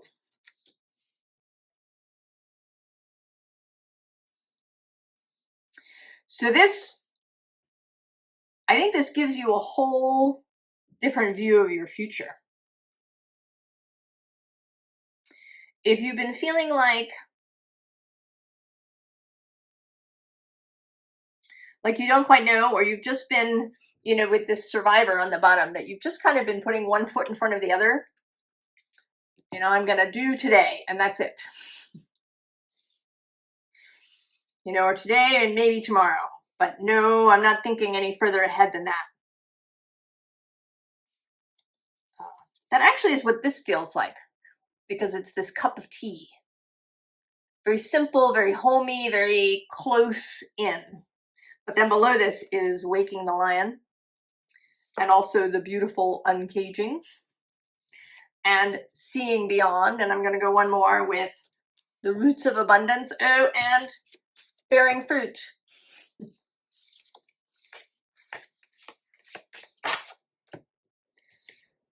Right? There's this higher view, a bigger perspective, seeing further into the future, seeing, it may be that you suddenly see how different things have happened that has led you to here.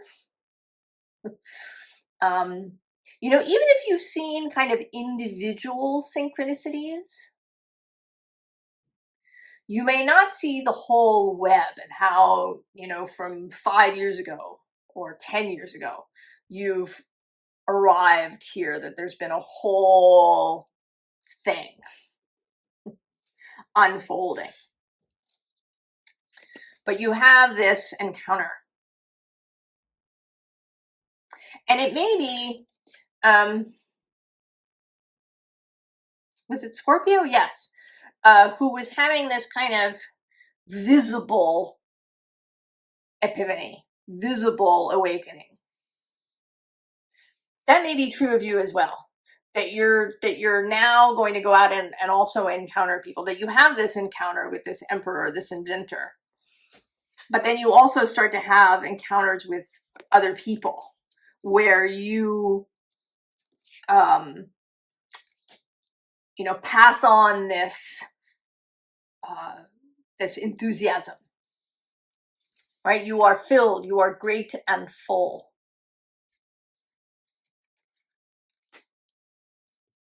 Your cup runneth over. You know, you go from a teacup to this kind of grail cup that spills out over other people. Oh, Sagittarius. And what is your card? Oh, it's growth. And see, it's visible. Visible growth.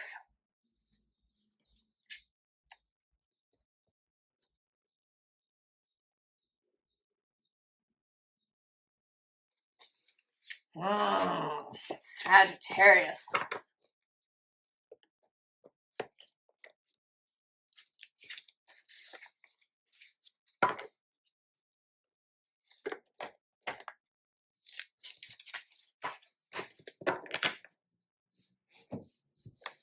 All right. Capricorn. Sort of sat up straighter. Capricorn. Where do you want to start?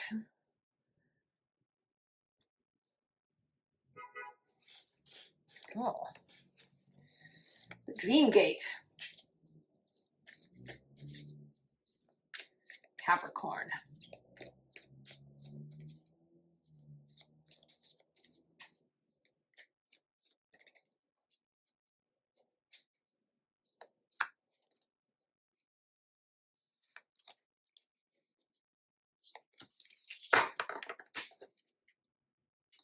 Oh, interesting. Duality.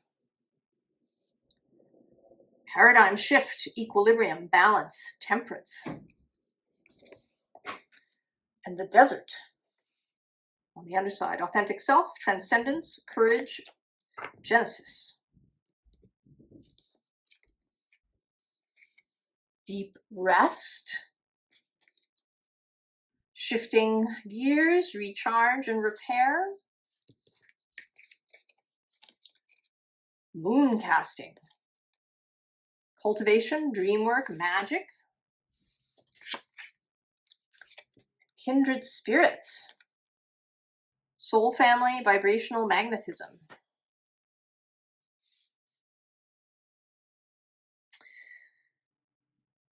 Capricorn.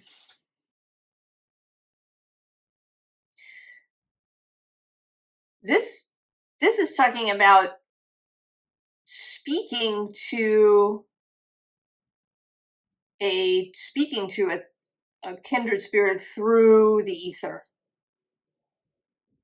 Maybe in dreams, maybe in deliberate dream work, but that you have been having a connection to, could be a person, could be your own soul, that you're speaking to your own soul in a much deeper, more aware, more deliberate way.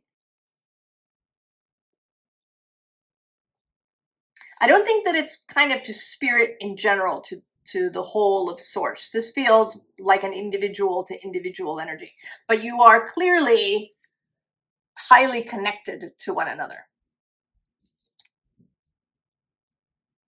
But you're not, right? The two faces are not looking at one another.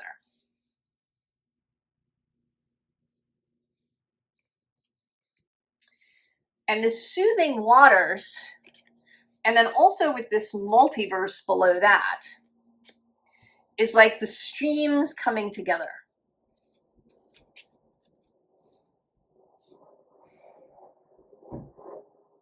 So it may be that that you've already experienced this connection, and that now it is going to really be deepened and made, maybe it starts moving into your waking life. That it starts in dreams and in sleep, and then you've been cultivating it deliberately, and then it really starts to move into the daytime, and then into perhaps a physical meeting, if this is another person.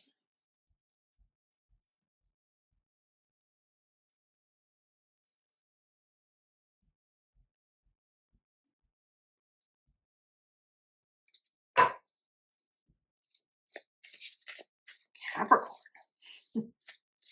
These readings have been really so interesting and mystic and weird. I love it.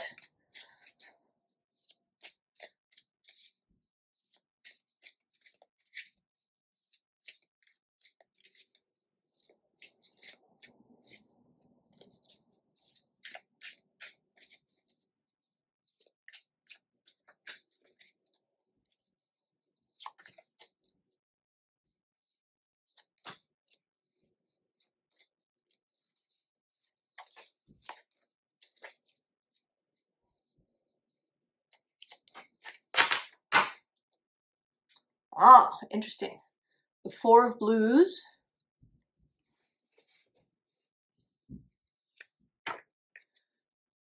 With passion. This is the Strength card. The Strength has appeared several times. Well, Two of Axes. Two of Roots. Justice. The King of Axes. Another frequent energy, the King of Swords. And then the Four of Roots.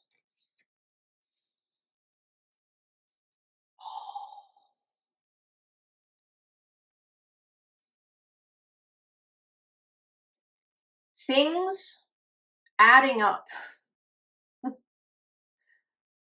Right? We have these two twos in mind and then body. So I think that this is likely to be a person,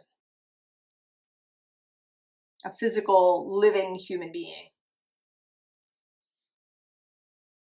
And then there's these two fours of water and earth. The coming together of things. Two twos making a four. And even justice, not here so much with Roman numerals, but the justice as 11 adding up to 2.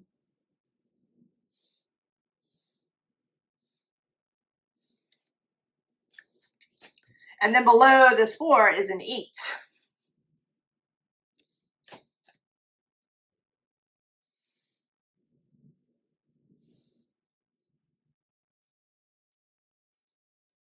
And there's this kind of feeling of, ah, right, it's here.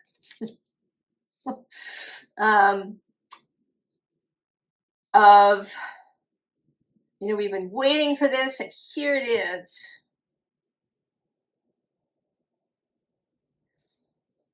And then he feels like he's saying, now something can begin. Now something can begin in the physical.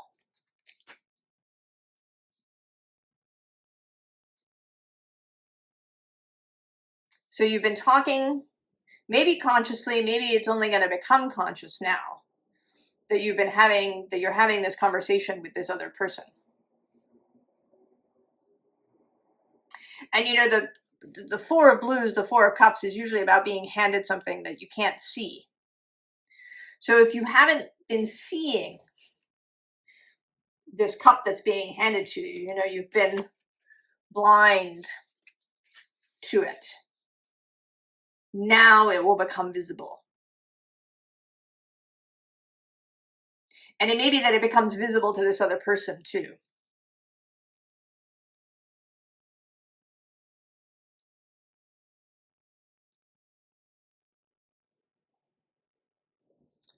I don't know, I want a little more.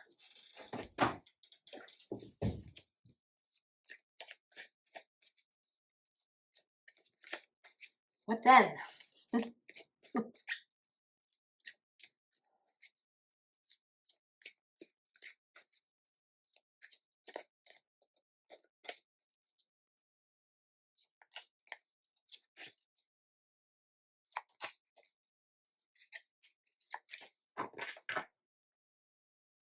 Oh, interesting. 7 of Arrows, insecurity. The 8 of Arrows, struggle. Oh, the Fool, the Wanderer. The Great Bear, judgment. The Moon. And this moon on water, which feels like this moon casting energy. And then happiness, the 10 of Vessels.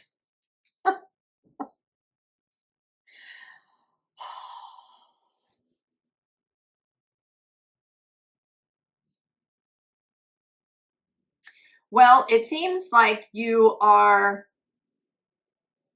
there's been this sense also through the readings of kind of throwing caution to the wind, of breaking out, of getting away from these energies of insecurity. You know, maybe you feel like you're not lovable, or that love sucks and is always painful, or that you're still carrying around something from the past. You know, there's that struggle on the underside, but we also have this Two of Wands. And then this Three of Vessels with joy.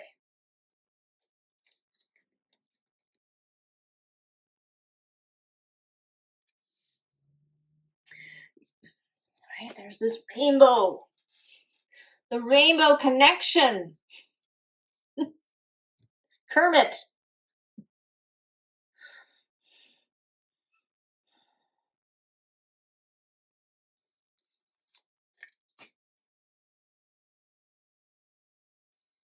It seems to me that you're ready for this new adventure.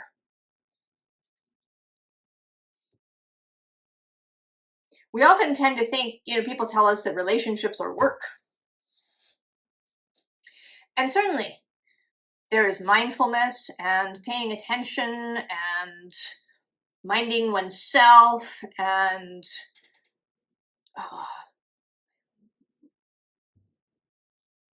managing your own energies and things. But I think if we thought of it, you know, as a great adventure, we might be in a better place. If it wasn't terrifying, but exciting and interesting, right? This moon energy, this mystery, but that there's this great happiness available if we're willing to follow the rainbow.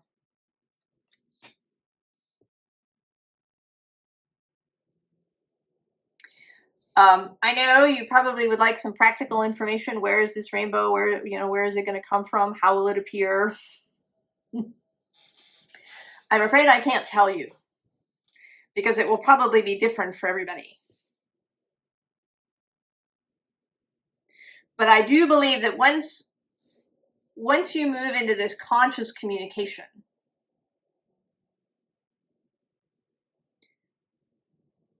that the rainbow will become visible. And I would say that this may be romantic, it may be a deep friendship. It might possibly be getting pregnant. Certainly with all this moon energy. Becoming a parent.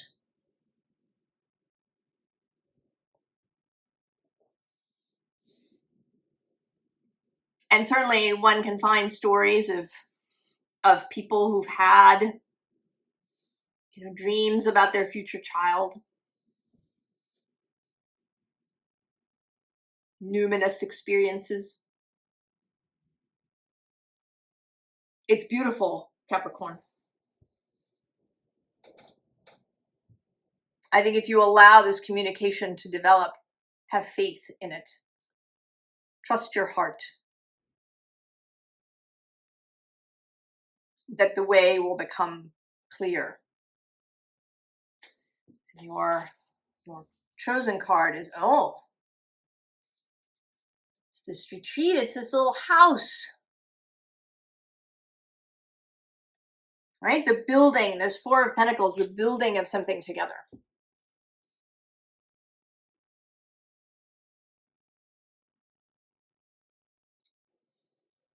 The building of something together. Oh, Capricorn. So much beauty in these readings, and optimism and light and joy. We want justice on top.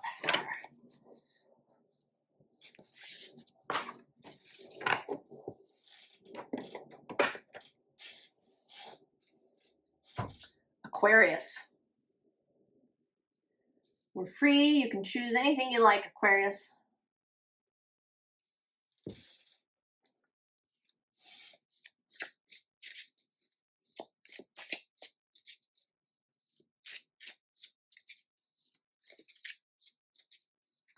This moon is, of course, sextile your sign.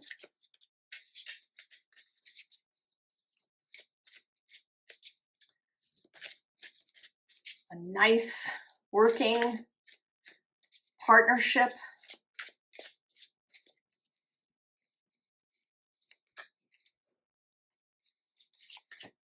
Energy that flows but isn't overwhelming.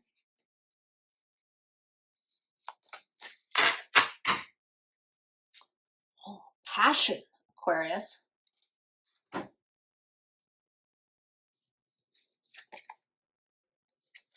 Manna from heaven. Innovation. The unfolding. And intuition. Well, that's very clear, Aquarius. You have a passion. You're going to let it really rip. And as a result of that opening and that commitment, resources are going to arrive. And there might even be somebody else's contribution. This innovation feels kind of like somebody else's contribution. And that then there's a further unfolding.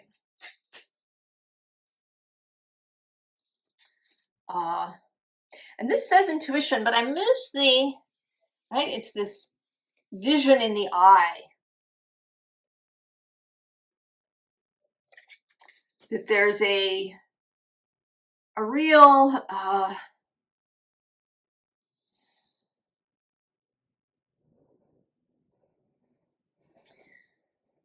firming up of the vision. If the vision was at any point a little nebulous, now it really takes shape. It really takes shape. What's under passion? Oh, the worker and architecture. So there's a real willingness to do the thing.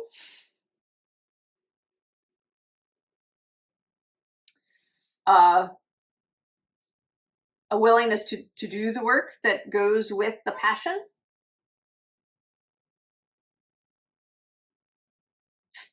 I think, a willingness to try new things, to accept other perspectives.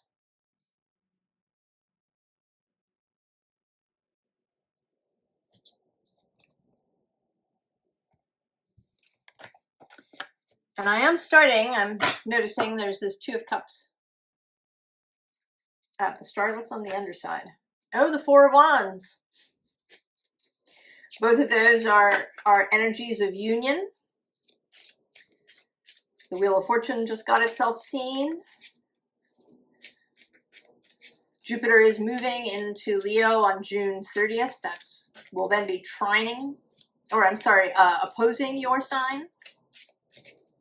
Moving into an opposite space.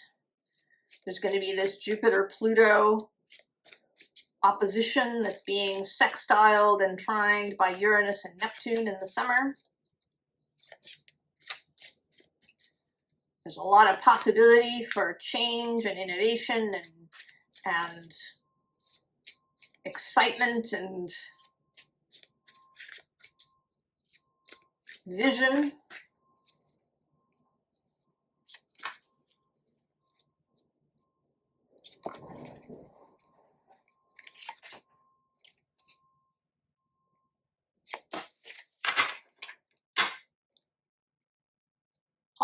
And there you are, the King of Swords.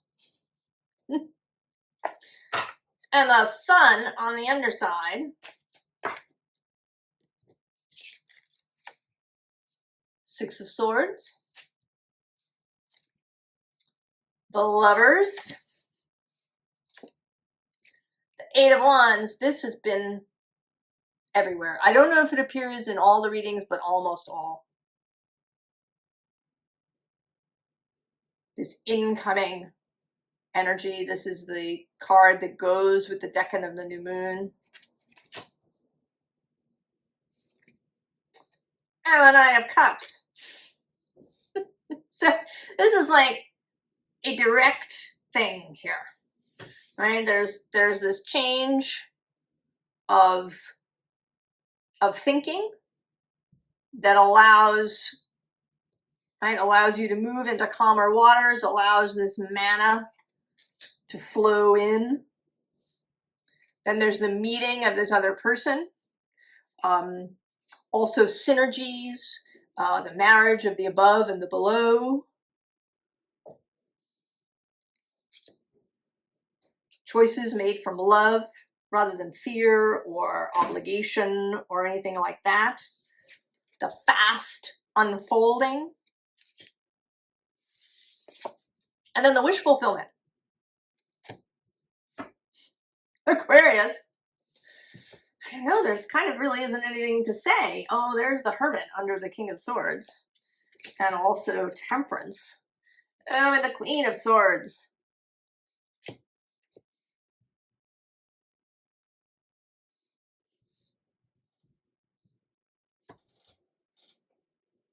Well, it seems to me that the only advice here is to go with it. When this passion really unfolds. And it may be that what this full moon brings you is a kind of vision of what to do next. You know, if you didn't know you had this idea, this passion project, this, you know, initial vision that may be slightly nebulous perhaps, or it may be more concrete, but you weren't, what do I do next? I think this moon will bring you the idea of what to do next.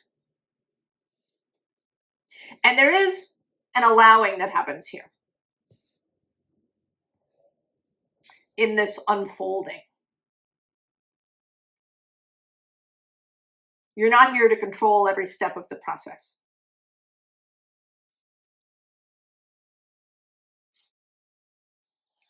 What's your final card, Aquarius? Oh, it's the card of the deck, transcending the Pegasus. The idea takes flight, Aquarius. Well, you were the most straightforward,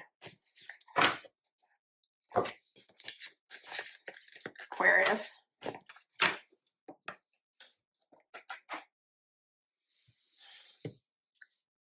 Pisces. Pisces, where do you want to begin?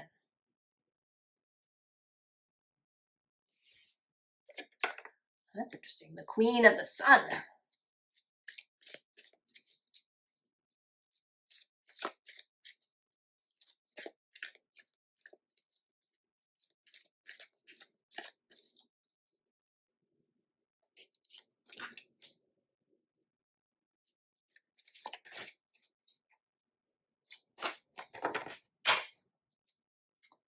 Oh, that's interesting. Will.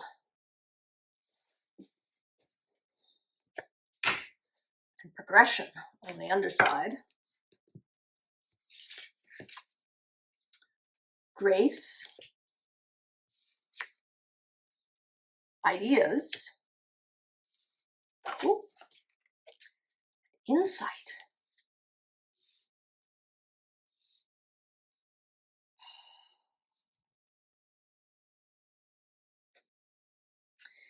You know, this says will, but you know what it seems like is actually a kind of inwardness coming out of the chaos and into grace. So if the outside world is looking mad, rather than attempting to control it, you know, through an act of will, you move away from that into this grace energy. And it's there that the ideas and the insight become available. You're not going to find them. And I'm sort of interested that the numbers have been coming up a little bit. This is 3 and 7, which is 10, 9, and then 2 and 6 are 8. So there's this countdown kind of happening. This, interestingly, is 7. What's on the underside is it's also 7, 4, and 3.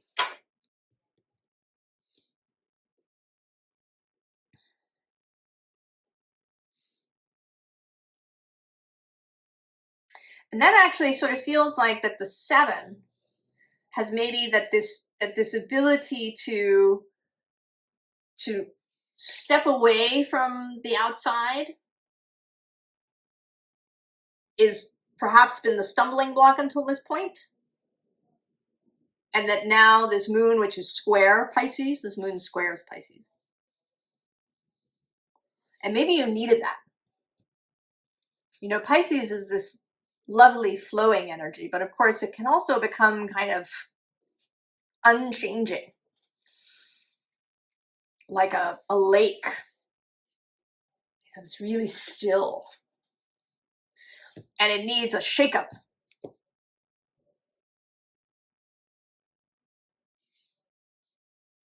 And that feels like this moon.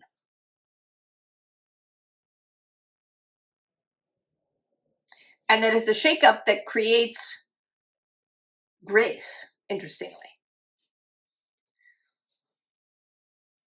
There can also be, you know, Pisces being this kind of all pervasive sign. You know, there's no borders, it's the everything.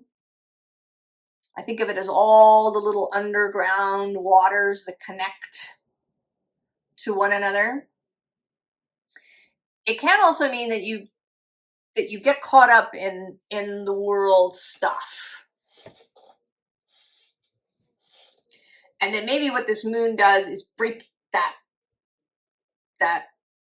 connection, you know, like staring into something until you become mesmerized. And this breaks you out of that.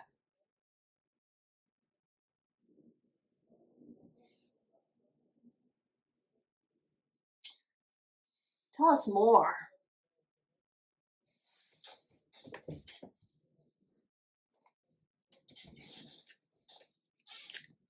Pisces.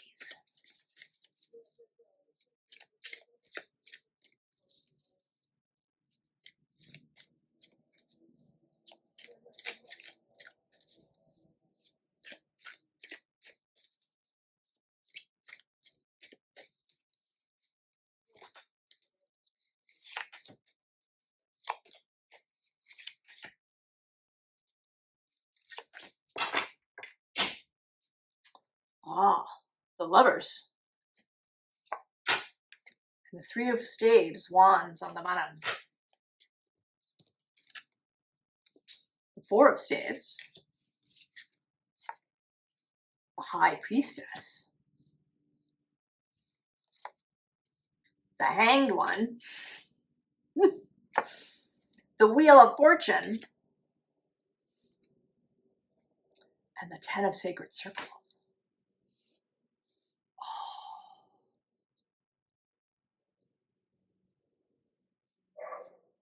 This is absolutely turning towards yourself.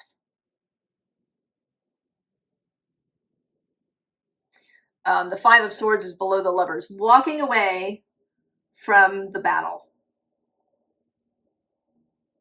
Below that is the 10 of Wands. Oh, and then we have the Princess or Page of Cups, who's been everywhere. I just did a pick a card reading. You might want to watch that. Below that is the Devil. Oh, and there's the Ace of Swords. Came out several times in the early signs, Aries to Gemini or Cancer, and then it disappeared, and now it's back.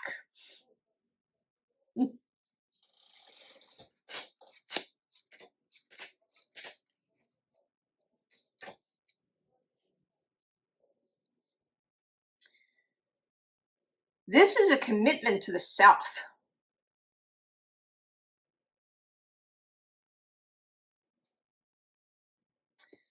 although I just had this sort of vision that for some of you, it might also be another person. Because I just had this vision that this person has just entered this person's space. You know, you've been sort of concentrated here, and then the door opens and there's this person. May not be for everybody. The primary thing is that you're turning away from all of the outside noise. This might mean quite literally that you stop. That I don't know, that this is the last thing you look at on YouTube for the next several days. That you just turn everything off.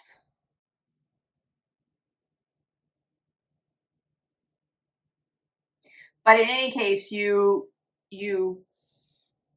stop wanting to control, you stop wanting to know any of that stuff.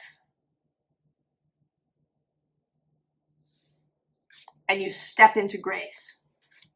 You step into this high priestess, hanged one. I mean, this is really Piscean. The moon, Neptune, and then also Jupiter with this Wheel of Fortune, the two planets of Pisces. And these cosmic forces. And then there's this peace-filled village.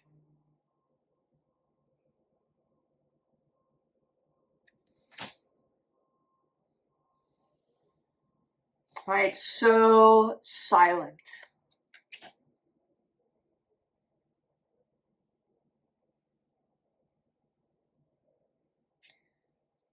Now, give me a little bit more, and then Pisces, and then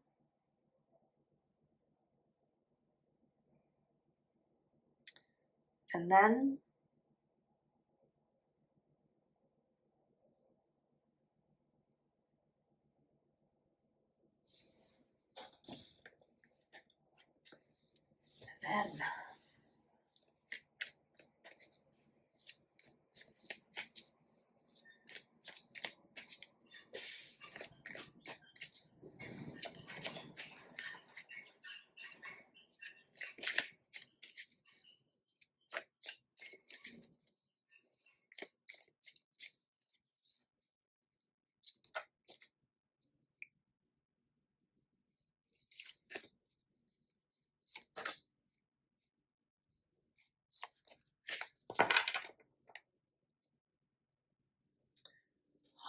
Two of Wands, Three of Wands on the underside, the Emperor, the Ace of Wands,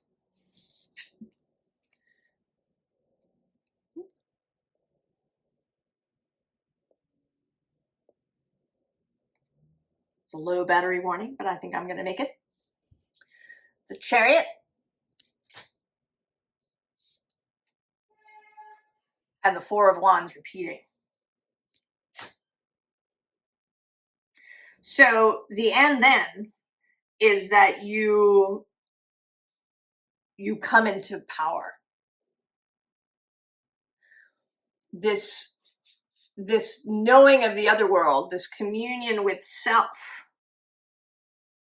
We also have the Three of Cups under that. Oh, and there she is again, the High Priestess.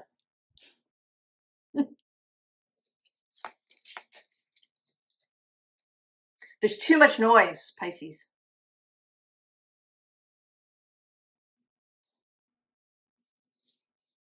I think that from the moment that you see this, I'm not usually very sort of firm about these things, but I think that from the moment that you see this until after the full moon on Sunday,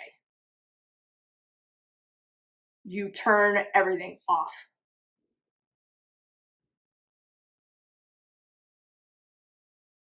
And be in this interior space.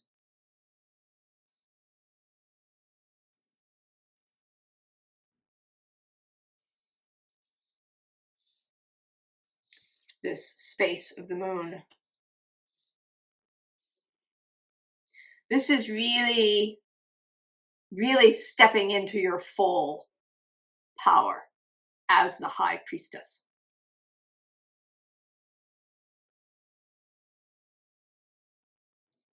This connection.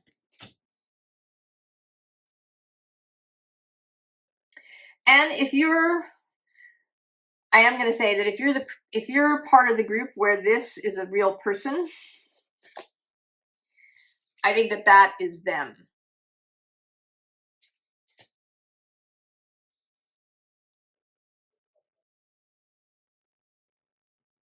You know, that your entry into this really high priestess mode will bring them.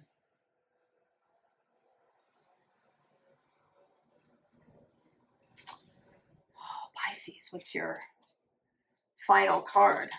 Oh, it's the owl spirit with wisdom.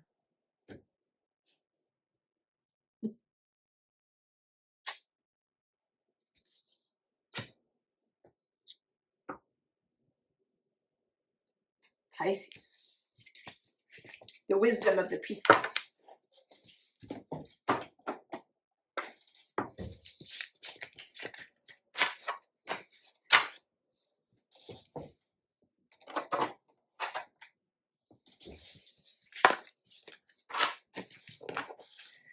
All right, and now the collective. The collective, where does it want to start?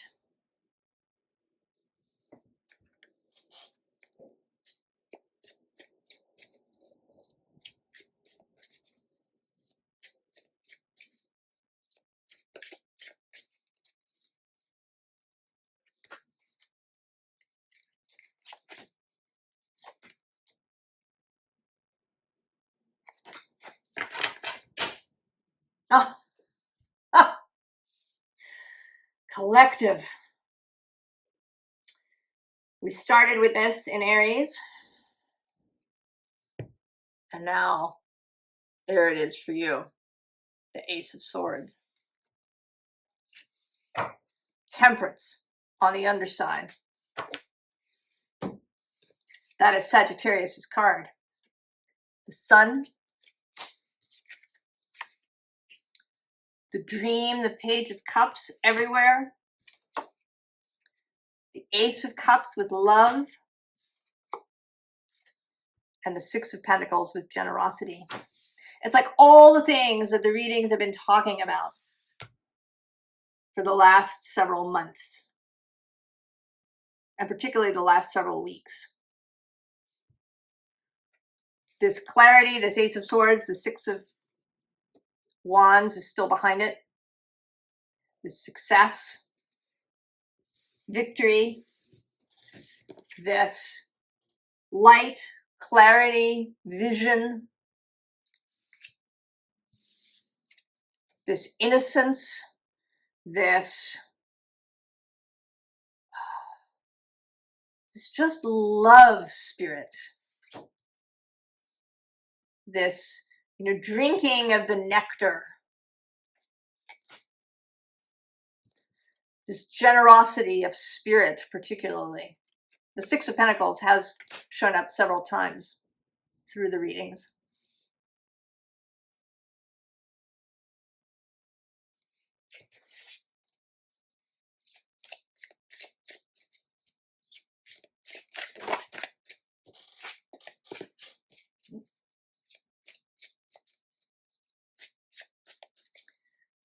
The Nine of Pentacles and the Nine of Swords trying to get themselves seen. perhaps senses of obligation or anxieties and fears.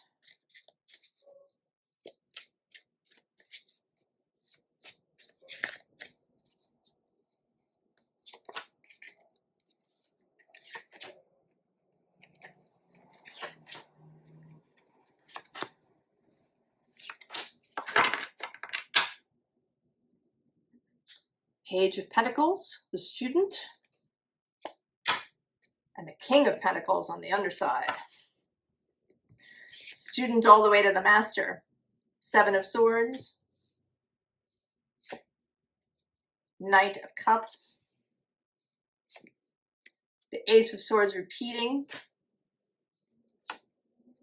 the Two of Wands, and the Two of Pentacles. Bringing love into that Seven of Swords.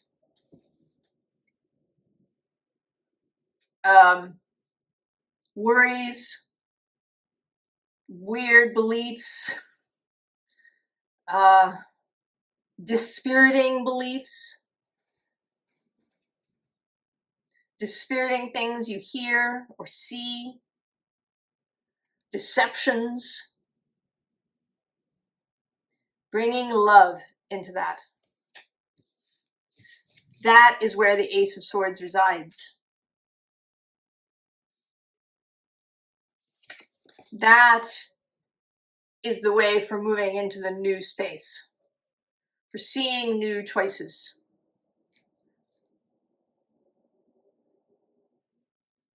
For seeing how the physical can shift and change. Under the Page of Pentacles. Oh, it's a Three of Pentacles. That's my working with source card. The Ten of Cups. And then this Queen of Wands. Sagittarius is the Queen of Wands, the Queen of inspiration, of embodied passion. Also the Three of Cups.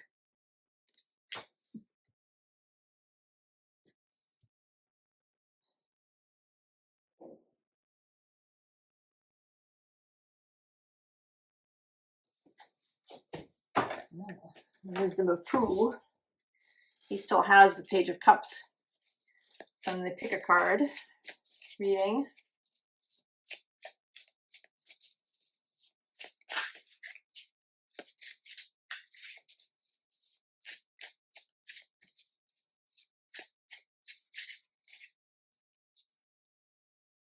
Just one card. Oh, the Hanged Bear. He's been all over these readings too. Neptune moving. And there's the Nine of Pentacles. Mastery of, oh, and there's the High Priestess. And Death. And the Hermit. And there's the Six of Pentacles again. And this card is, oh, it's the Nine of Wands. Also a Sagittarius card. Coming to the end of the road. We are at the end of the road.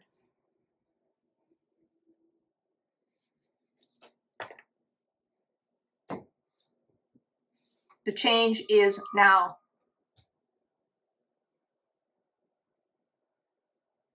There may even be something in a practical or a timing way that when the moon moves into that second decan past the 10-degree mark,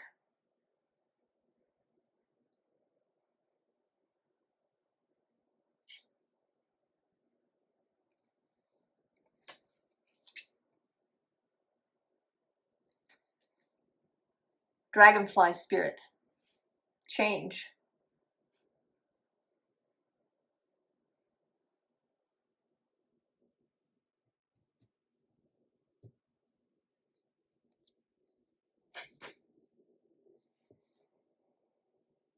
Bring love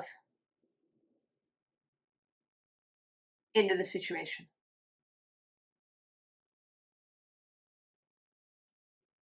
then the Ace of Swords presents itself.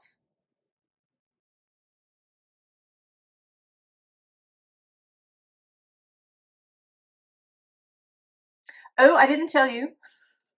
The card that was at the bottom of this deck when I finished shuffling is the Bluebird of Happiness.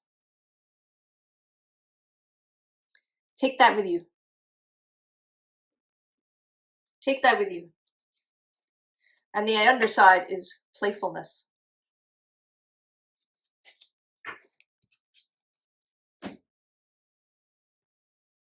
I wish you all a beautiful, transformative, victorious, gorgeous full moon. And I will see you next time. So long.